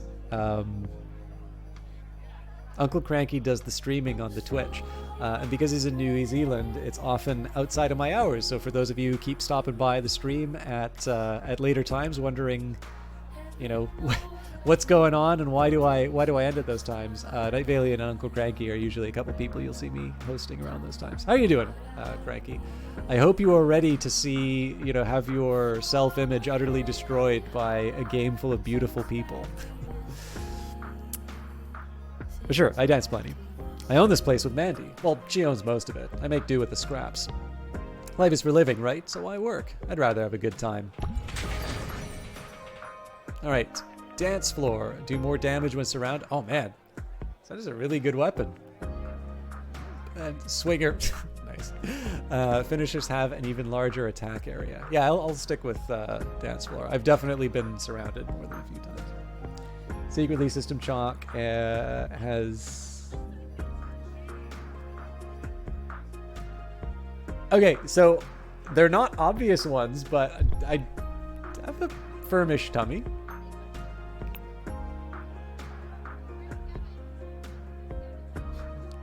I specifically... Didn't I say when I clicked on the... By the way, I'm amazed that you know that. Cinderaj is actually responsible for the wonderful Well, sorry, it says intro animation. I don't know if you did the transition animations as well. I apologize for not checking that out more clearly. Yeah, no, I specifically said the scimitar line because I wanted to see what the response would be. So I spend most nights dancing. I'm glad you're here. I only have eyes for you, you know. You did the... my apologies, sorry. I think I misread the titles. Yeah, so you're... Okay, so for every single one of you who's... oh, okay, sorry, yeah, I totally got it wrong then. Yeah, so for all of you who... Man, those transitions are really good. Or the transformations. Yeah, so for those of you who are like... Those of you who are like, okay, I totally gotta buy this game now that I've seen the transformation done. This person in chat is the reason you're gonna spend money on this game. Now I need to find another transition or another transformation. Anyways, so I spend most nights dancing. I'm glad you're here. I only have eyes for you, you know. Sunder meets your gaze with an intensity that makes you blush. His focus is broken by his phone chirping, which he looks at briefly and puts away. I'll be right back, handsome. Don't go anywhere, alright? He smiles and leaves towards the bathroom. You wait. It's probably only been a few minutes, but it feels like he's gone for a long time. You feel an itch, a hunch, a suspicion, maybe made of nothing but jealousy. I'll ignore it. You tamp down the feeling as best as you can, watching the dance floor instead. Your gut feels tight and hot with tension. You tell yourself not to be paranoid. Okay, this is kind of interesting, actually. This is one of the few times where I haven't 100% been sure. So I'm assuming this is going to be me checking in on him. I was thinking let's go, just being is like, yeah, okay, well, I'm out of here. I got a museum to go to. So I'd just take a little peek to calm your nerves. Find a back door propped open. Outside, you hear giggling. Step outside and find Sunder leaning into a woman whose eyes are glazed. Is that him? Because someone like that's watching us. Sunder leaps away from her, wiping his mouth. Hey. Oh, hey, Alfred. So this is weird. I'm gonna go. I need to sneak up on a guy. I was coming back soon. What are you doing? Nothing. Just talking. Maybe a kiss or two. Like you. Just chill out a little, okay? It was so much fun together. I want to make you feel special, because you are. I like you. A lot. Like a lot. Also, sometimes I want to kiss other people, and I'm sorry if that hurts. Let's just be friends. Miss out on all this? You're not going to find a sharper blade, cutie, but your loss. It's fine. We can still have fun together as friends. I'll do right by you, Alfred. Trust me. Would you like to offer a gift? That's the mackerel man. No, I will not. Well, I mean, maybe the raspberry liqueur will probably be... Actually, that'll probably work really well. Delicious dessert, isn't it? I hope you share it with me. You head home. I'm heading to the museum, damn it.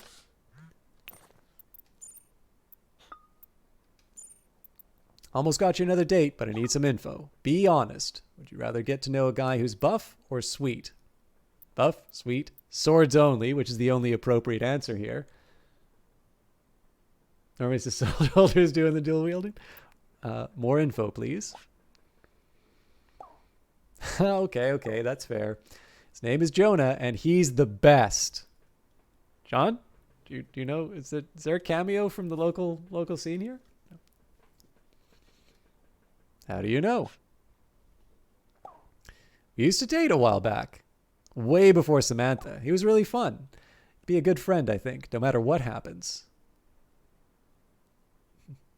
Will I meet Samantha? Of course. Sunglasses emoji. Talk to you soon.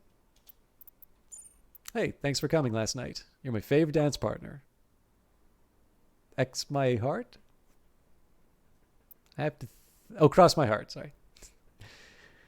Sorry, I'm one of these old folks who doesn't do the texting. No worries. Let's dunge some more in the meantime. Rose emoji.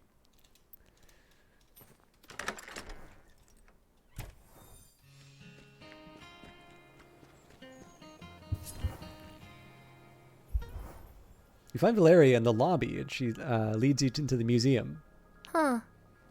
In the first gallery, Valeria glares daggers at one of the sculptures. Oh, also, Montreal. The art gallery there was really nice. It's too perfect. Perfection is so boring. I don't trust it. Beauty is boring? Yeah. Exactly right. Perfect symmetry? Leave it to the mathematicians, I say. What's wrong with mathematicians? Valeria guides you through the museum without a map, according to her whim. Oh, man. Okay. This is the...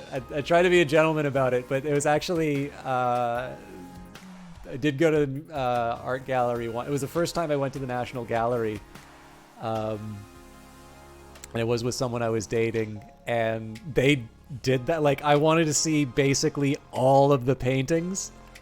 And, like, they'd kind of just go through different rooms and, like, pass by ones which there was clearly no path to. And I almost, like, lost it. Like I said, obviously the point is to spend the time with someone, but that was, oh God, that was something that drove me crazy. I eventually said that the gallery wasn't going anywhere and that I could go back on my own time and see it, but that was a lot to take. I was like, oh, we're missing all the art. So, again, hard to believe I'm single.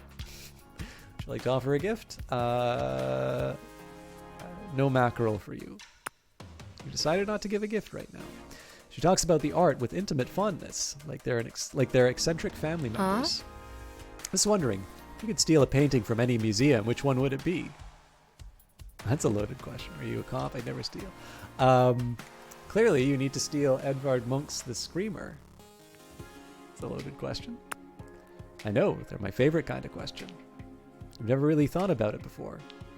I'd steal The Birth of Venus by, I don't know how to pronounce this, but Bouguereau?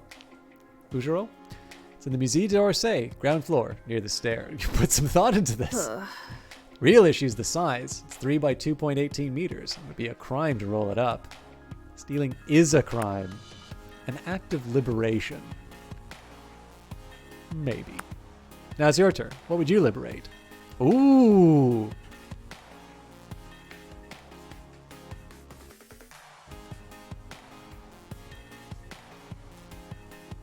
Mods, ban Uncle Cranky, please. Vinci's Mona Lisa, Klimt's The Kiss, O'Keeffe's Summer Day.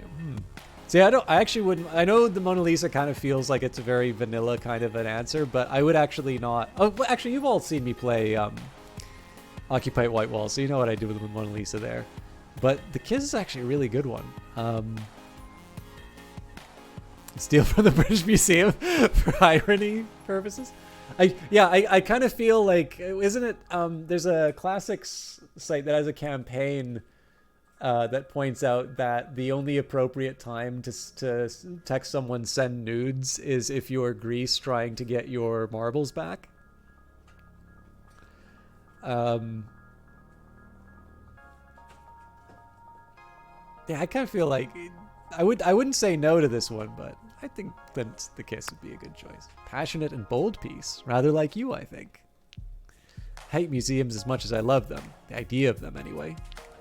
Art should be free, out in the world, not hidden away like this. Okay, all of you need to go play...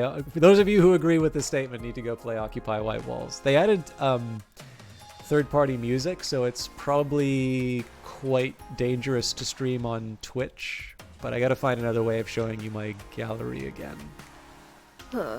Verona Beach isn't so bad. The museum's free and open to the public. Have you heard about the new mural at the mall? Maybe we could go look at it together sometime. I'd love to know what you think. People are saying it's the Roses of Venus, you know, the anonymous graffiti artists. Maybe you thought Verona Beach needed a little more beauty and love. Just as you're getting to know her better, Valeria's attention wanders.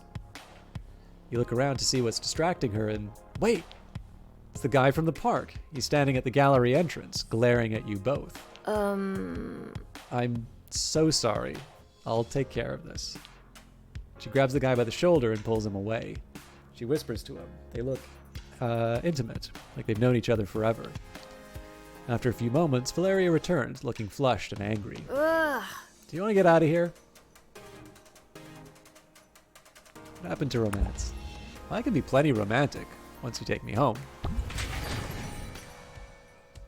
Okay. Ooh, Traveler might be... I think probably... I don't really take advantage of the confusion, but I feel like the longer effect might be a bit better than Roll Further, so... Let's stay friends. Yeah. Yeah, okay. Probably for the best, right? Larry accompanies you through the rest of the museum, but she seems preoccupied. I'll call you. Eventually, you head home.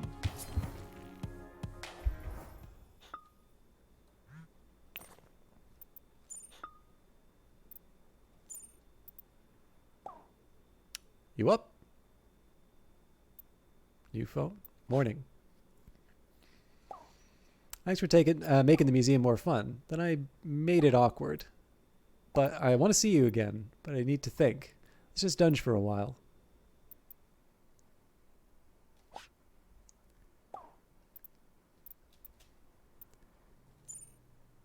Okay, so you and a +1 are invited to my 4th of July barbecue tomorrow.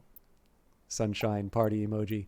Jonah really wants to meet you, and he doesn't mind if you're dating someone else. No big deal. You gonna invite anyone? Nah. Okay, well, if you change your mind, tell them to bring something. Ha, see you tomorrow.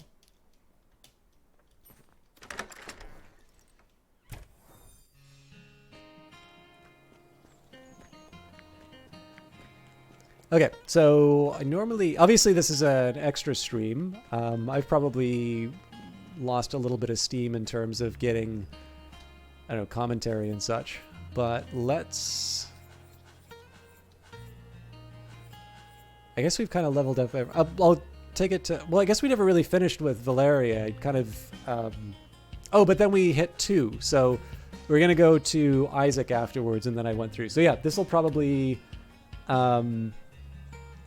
be the last run I go on, but of course, if I get better at the game, then that still means that we have plenty to go on. So I suppose if anybody wants impressions or just, you know, general thoughts on the game, now's the time to ask them, or I'd love to know what you all think of the game. I definitely think this, I mean, this is a game that Let's face your fears together. I was definitely looking forward to, and I think a lot of people were, and this is definitely a case where the, you know, I think the anticipation very much, like the experience has definitely matched the anticipation. I know it's really possible when you want to play something for a long time that it can never really live up to this thing that you've got in your mind, but it's better than Cyberpunk. No. It's, you know, this has definitely been really enjoyable, and I don't really know, like I'm not entirely sure anyone can have a really strong prior as to what a dungeon crawling dating sim is like, but this has definitely been a lot of fun, and so I got to try and figure out how to work it into the schedule, but I definitely want to play this through to the end and see where it winds up going. So you're joking about, okay, so I wasn't sure about this, correct? Yeah, so we've got so if I remember correctly, there are a hammer character is going to be added later. I believe we've not yet met the Brass Knuckles. Or was it Brass Knuckles or Claw? Anyways, there's another. How would you rate the hotness in comparison to Hades so far?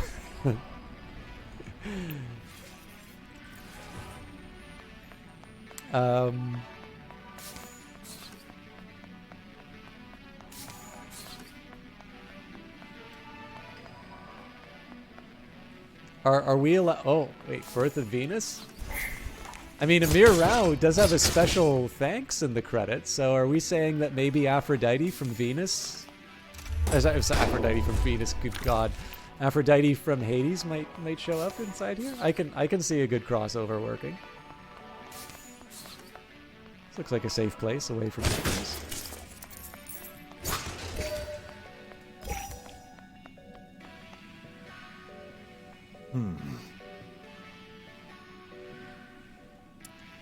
Worked up a sweat, I see. Perhaps an ice cream would cool you down. It's been so long since I've indulged. It hasn't been that long, Isaac. I think I'll have an apricot gelato. What flavor would you like? Choco fudge. Sweet tooth, huh? I'll remember that. Oh, yeah, I didn't even think of that. don't know, stock is kind of, I kind of feel like that's a very, it's a classy, I feel like it's a name that kind of works just because it's not one that you normally hear. I feel like it's a less common one to hear anyway, so that probably would be.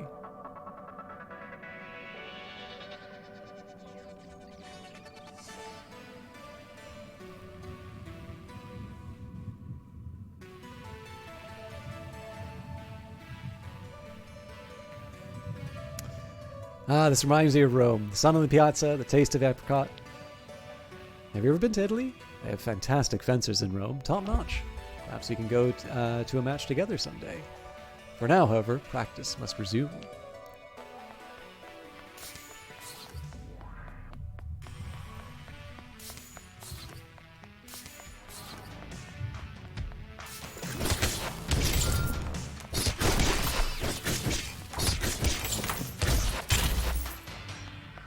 As you can see, I'm absolutely not taking advantage of the parries.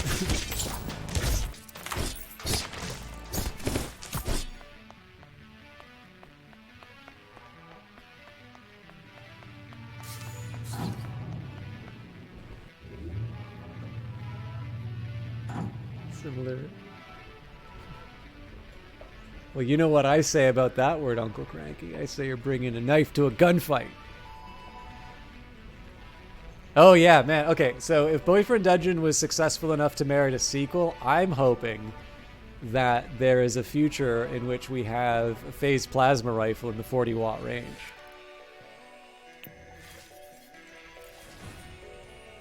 Extra credit if you know what movie that's from.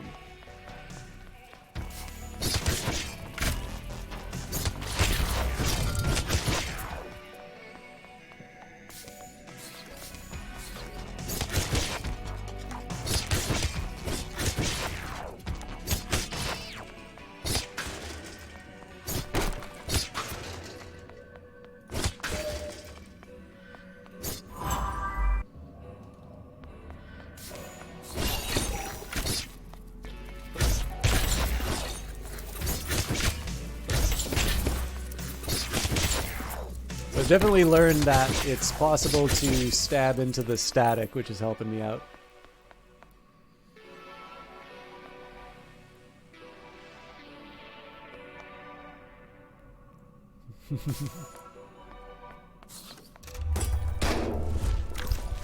I definitely like that wordplay, Sean.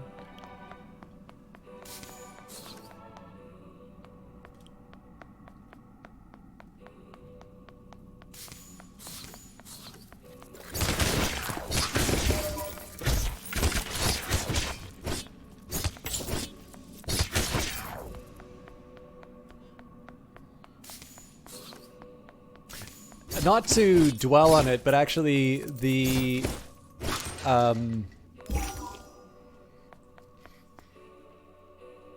okay, I'm trying to do this in a way that doesn't provoke people's immediate Google searches. There is a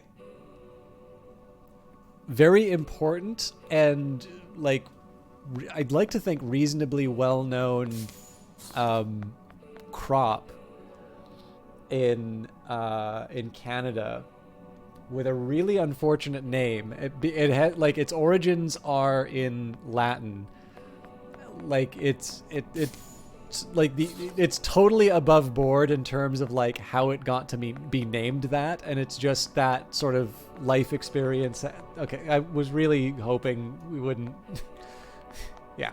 So this is the thing. So I was playing Cross Country Canada, and we were covering it. I mean, again, it's an educational game. It says it right in the name, and that's got to then provoke the conversation, because this is canola is something that Canada should be super proud of. It's a crop that was designed in a Canadian university, but obviously, it's really hard to get around that.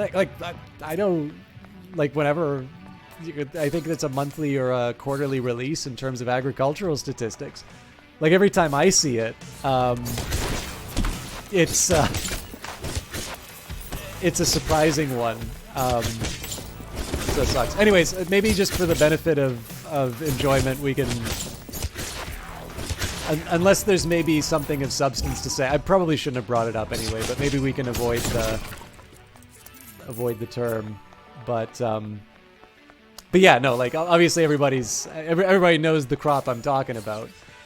And it's a tough one, right? Like, it caught me off guard when I did Cross Country Canada on stream, because like I was just really trying to go for a heavy nostalgia factor, and sort of unexpected. I mean, I know some of you were there for that stream, and obviously, you know, if you're going to talk about canola, it comes up.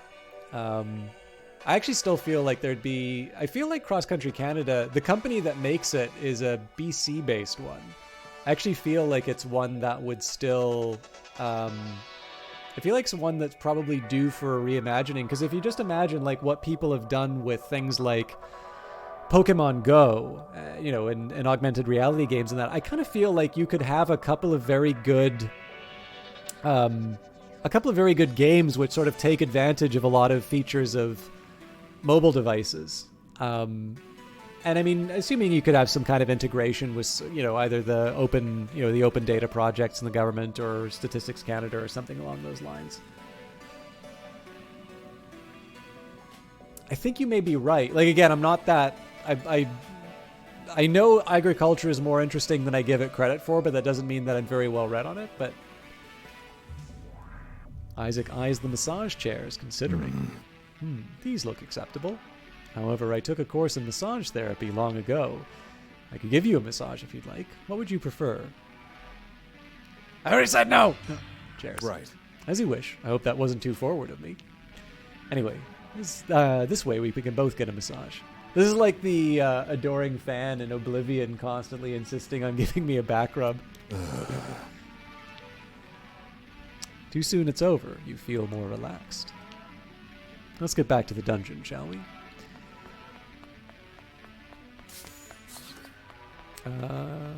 Right, I wanted to buy something. Let me get the sugar. Oops, looks like the machine broke when handing out your item. At this point, I'm kind of looking more for crafting materials.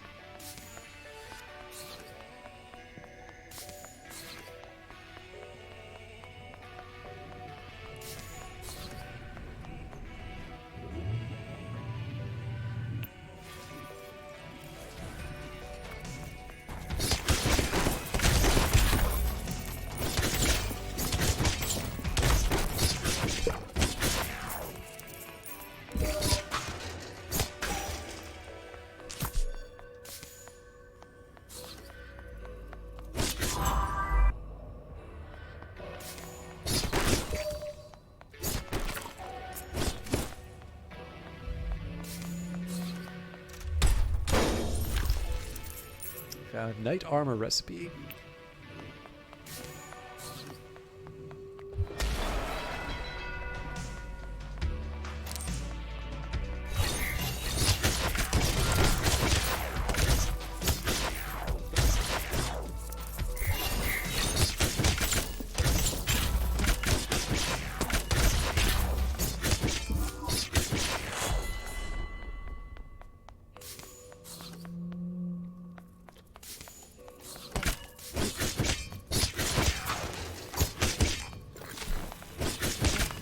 Oh, sorry, I was thinking 4 years later, I was wondering what music you're referring to, and then I'm like, oh yes, there's a group of people who have been living with the music. That's definitely, I definitely have been really fond of the music. I can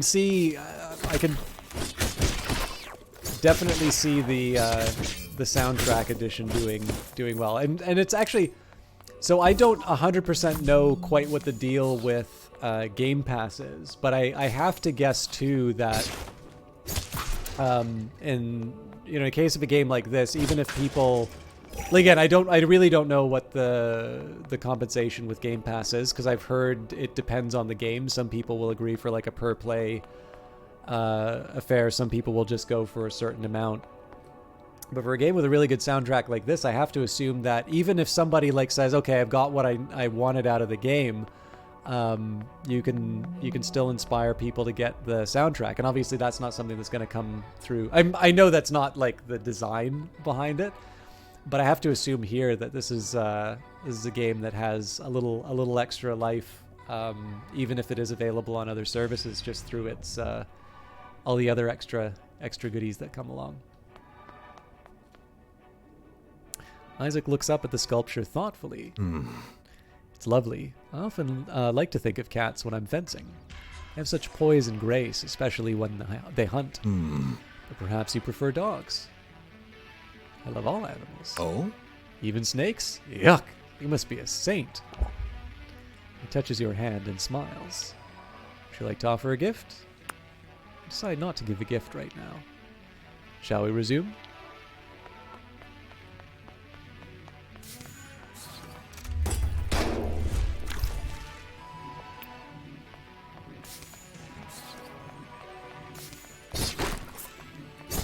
I may have found a leather jacket recipe, but I'll never...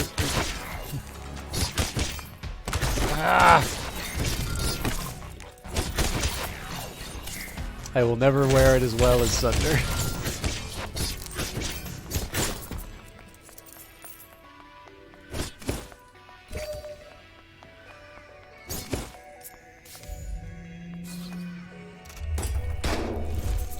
Everything has a purpose.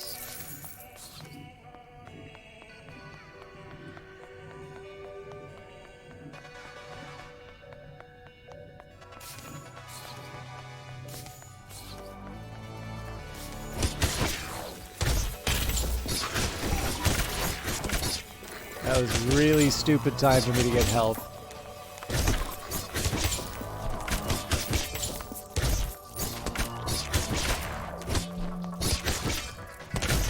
Unbelievable.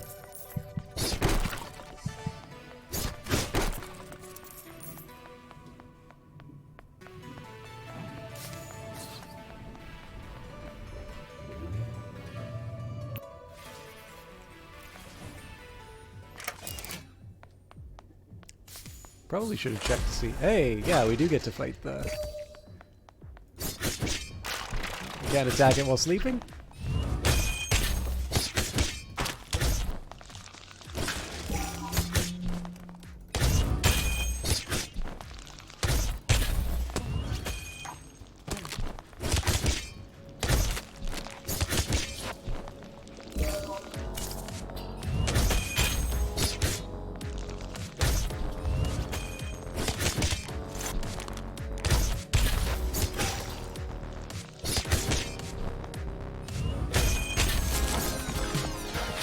Considerably easier once you got a few levels on it.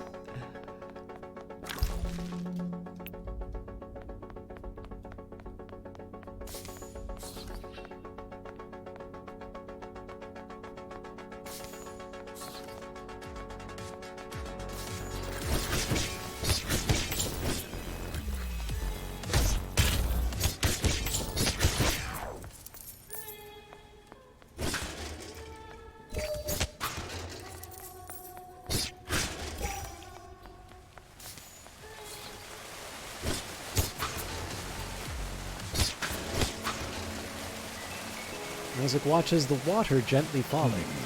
Sometimes I wonder if the monsters came because of the beauty here.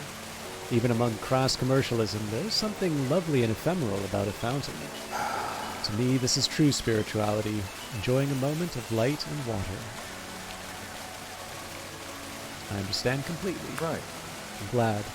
I always wanted to share quiet moments with someone. Like you, I suppose. Spend a moment together in silent contemplation. Eventually, you feel the moment pass and return to the dunge, rested. There's definitely a place like that in Vancouver I used to like going to. Although, the seawall's also really nice for that. I also really like taking photographs around that area. Yeah, there's definitely a couple of, not exactly fountains, but close to it. And like you could access it at all times, so I definitely remember having a couple of late night walks and just find myself in that part of town and spend some time there.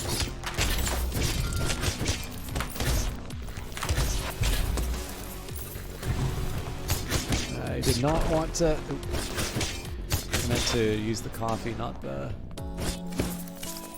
zine.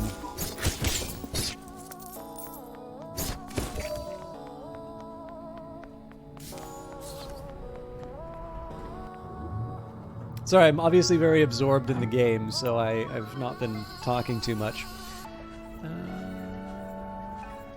I guess I gotta do it in the order I've normally been doing so.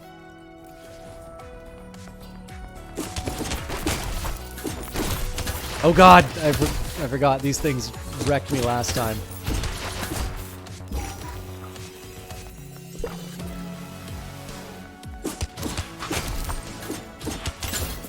I gotta remember right click to close the distance.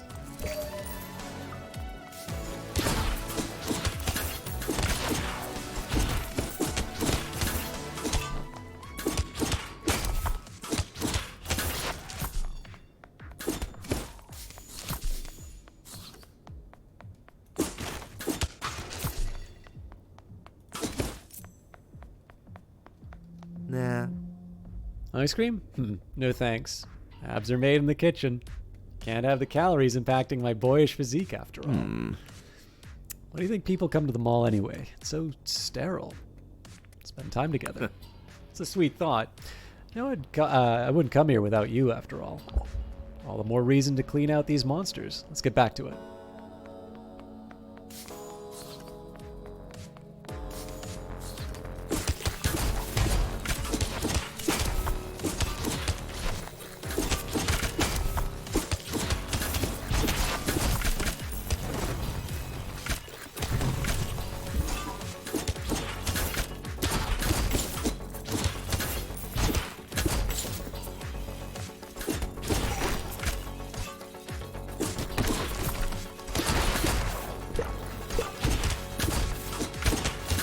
Obviously, the record player is the first thing I gotta take out.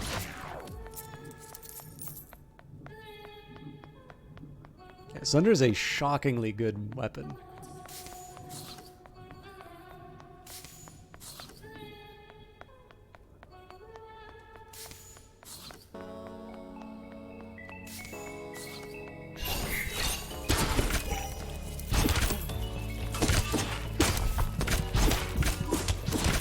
Which I then proceed to completely fail to wield effectively.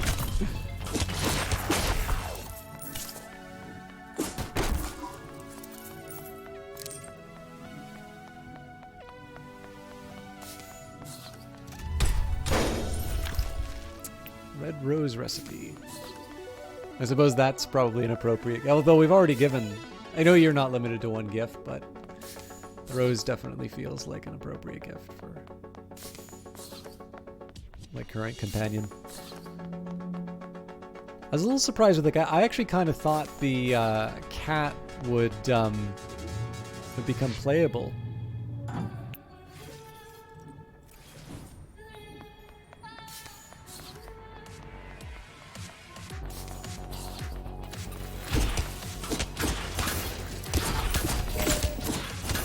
Probably should use the dodge more.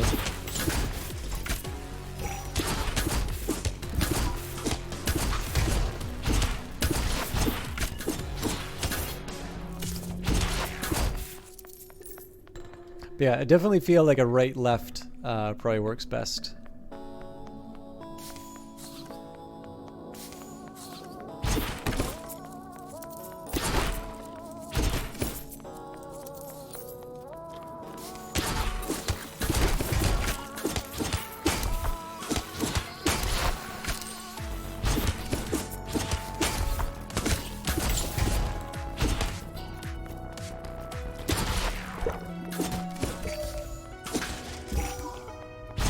For a little break? Sure. Uh-huh. Sure, I'll skate a bit. Want to race? I'm gonna warn you, I'm not bad. Let's race. That's what I'm talking about. 2 laps, alright? Ready, set, go! You both set off, carving up the ice. You skate as hard as you can, but in the middle you fumble and nearly trip.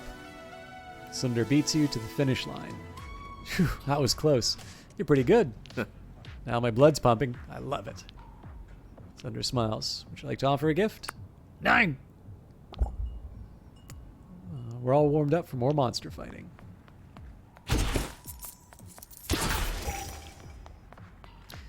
I think I had a couple of choices. So there's multiple branches over on the side here. Let's go south for a little bit. Where to meet me and one of my boyfriends? Sorry, can't hear you, Mom.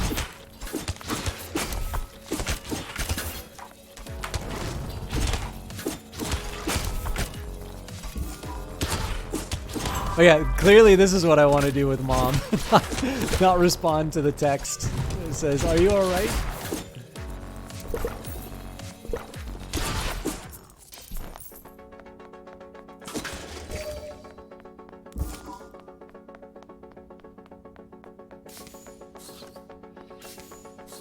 Probably should have gone to the secret first. This is no guarantee I'm going to get out of the...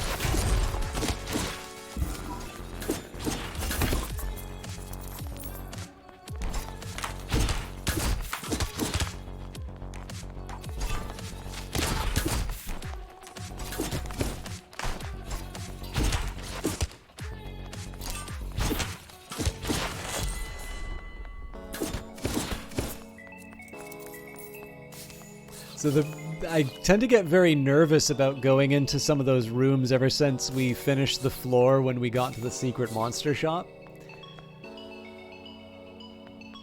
And I shouldn't, because that's never happened in these areas, but...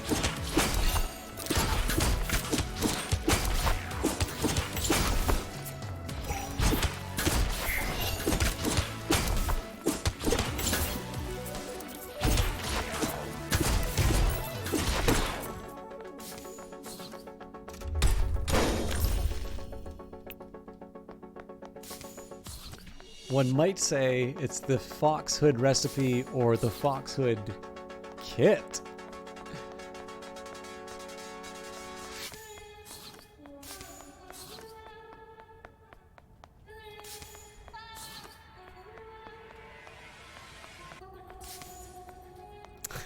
Sorry, I keep walking into walls. It's just because I'm not paying attention to like where my character is. I'm usually looking at the map, but makes for rather awkward moment. Like every time I see the screen stop moving, I know I've walked into a wall again, and I just feel like a total idiot.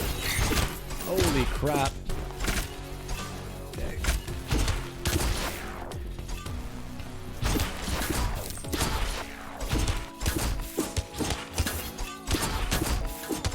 Oh yeah, I keep forgetting that I've got that bonus if I'm surrounded, so it's actually not a terrible idea to get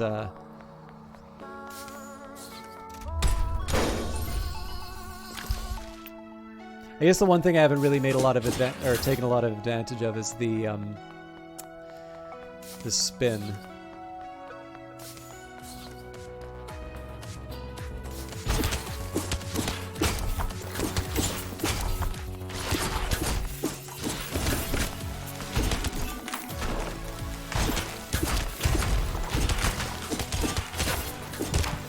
What am I doing?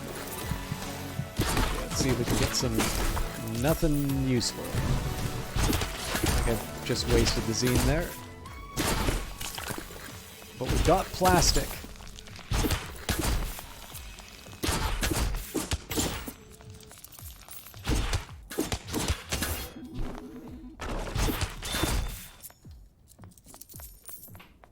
We live to fight another day.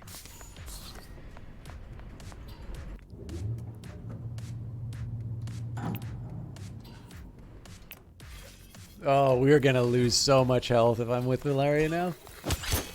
Let's try and open these. Okay, well, zines. Oh God!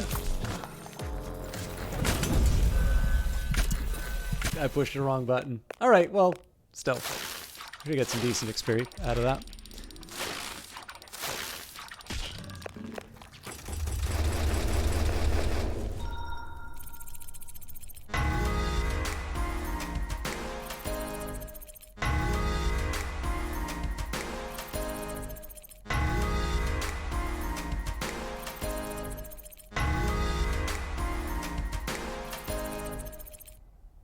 There we go.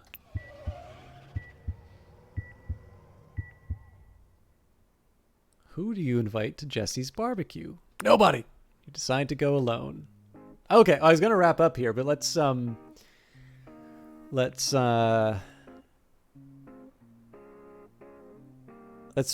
see this through to the end. Cheesies, whatever those are. Your word's not good enough. Will Jesse laugh at you? You buy it anyway.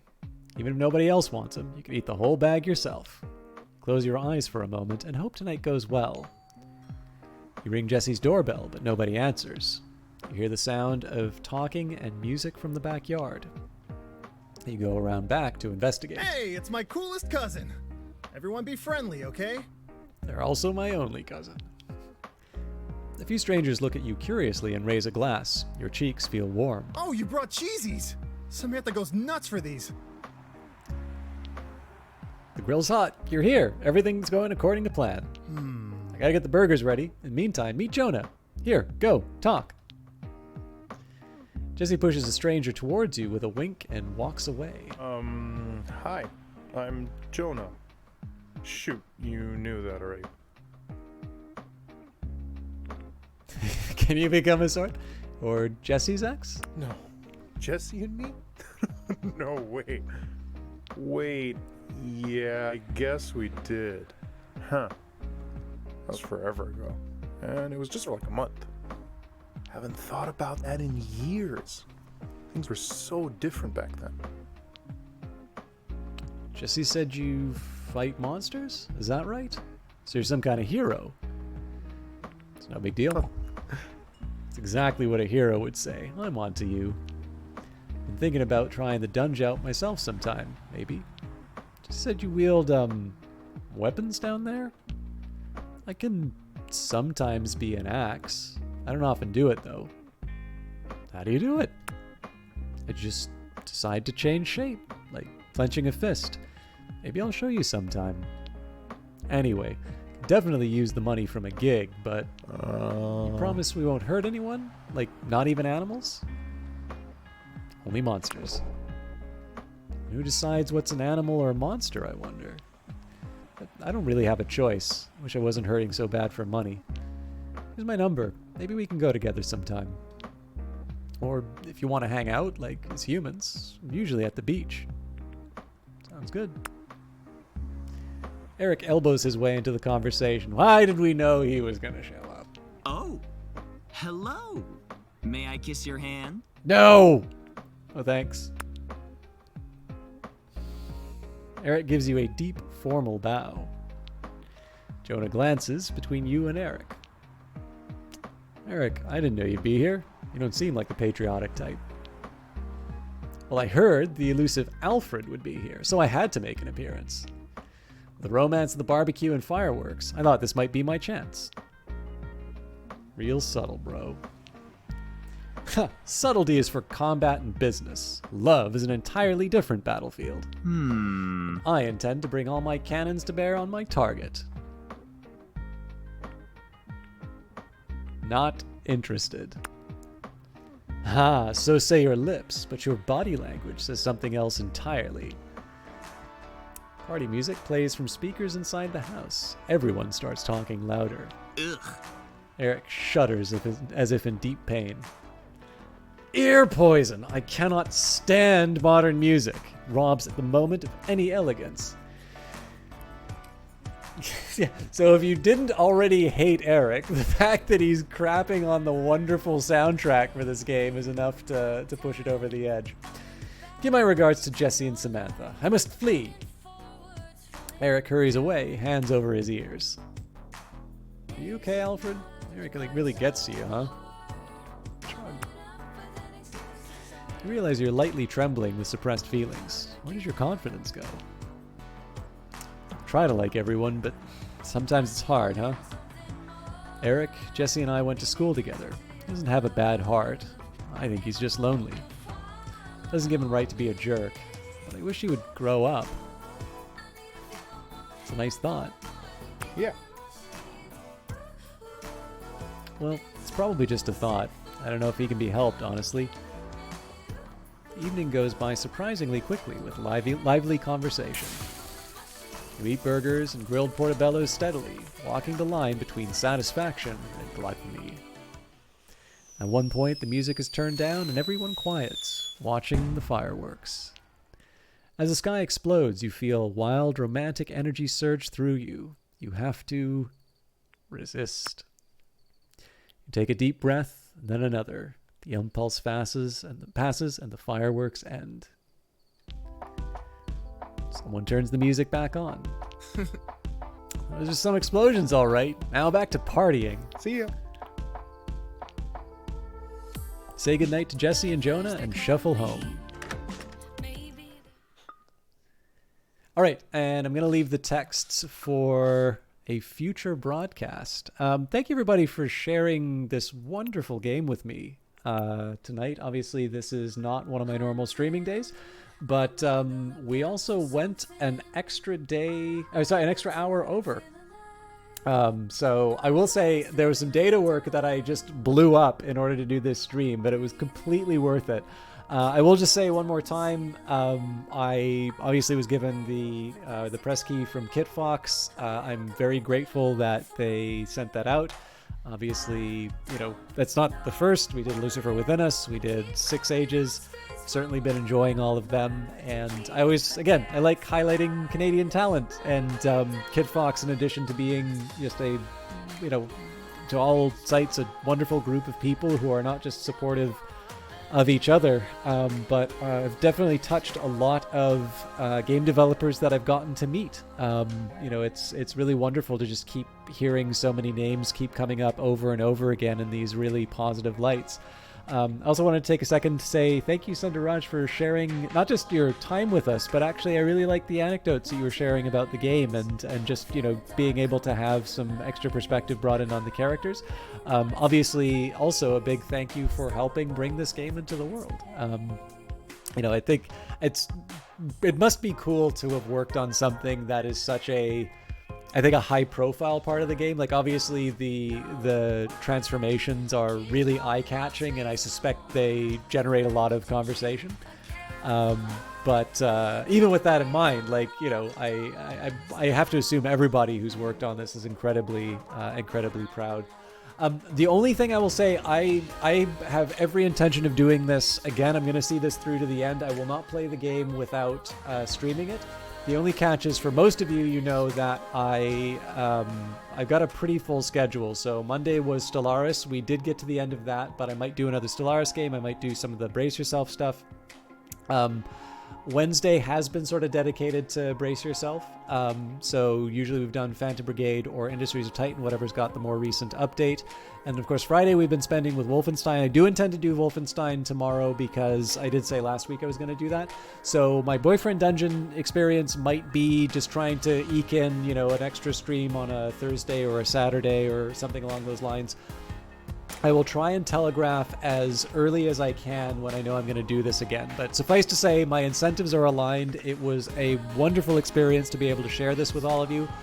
For those of you that haven't played it yet, I highly recommend checking it out. If this game intrigues you, but you're not yet willing to pull the trigger on buying it, number one, I always recommend considering, and this isn't because they gave me a key, I definitely recommend considering supporting developers that make games that you're interested in and you like. KitFox is a reasonably small company, so they have been doing this for a while, but obviously it is the fact that people continue to pay them for their games that allows them to do that. But even if you are not at the point where you're ready to pull the trigger yet, I do highly recommend wishlisting it if you do. Not only does that signal to other people that you're interested in the game, and as a result will communicate to them. There's actually something on Twitter said about this recently, and I know we've talked about it before, but the simple idea that even famous games, like games that you think everyone would know about, chances are, or at least indie games, chances are there are more people who have never heard of it than there will ever be people who've played it. And so, the wish list doesn't just help you in terms, or help the developer get in touch with you when the price might be more in line with what you want to pay. It also signals to other people that it's something you're interested in, and for all you know, that you might be connecting somebody with their next favorite game. But one way or the other, if you just want to hang out and share the experience with me, that's cool too. Let me take a minute here and see if anybody's streaming tonight so we can send along a host. And as for the rest of it, I'll see some of you tomorrow, some of you next week, and Ottawans, we're exploring. Oh God.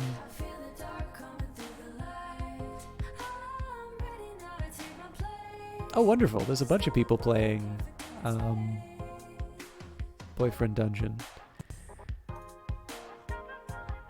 I don't suppose anybody knows any of these people who are streaming Boyfriend Dungeon, do they?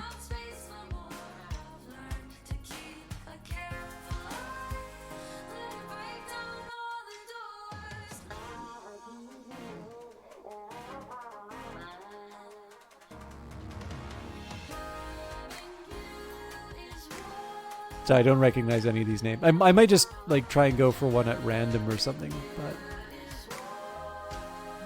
usually looking for things like no spoilers or first playthroughs also not a bad one. Okay.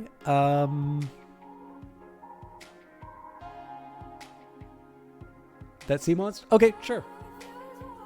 So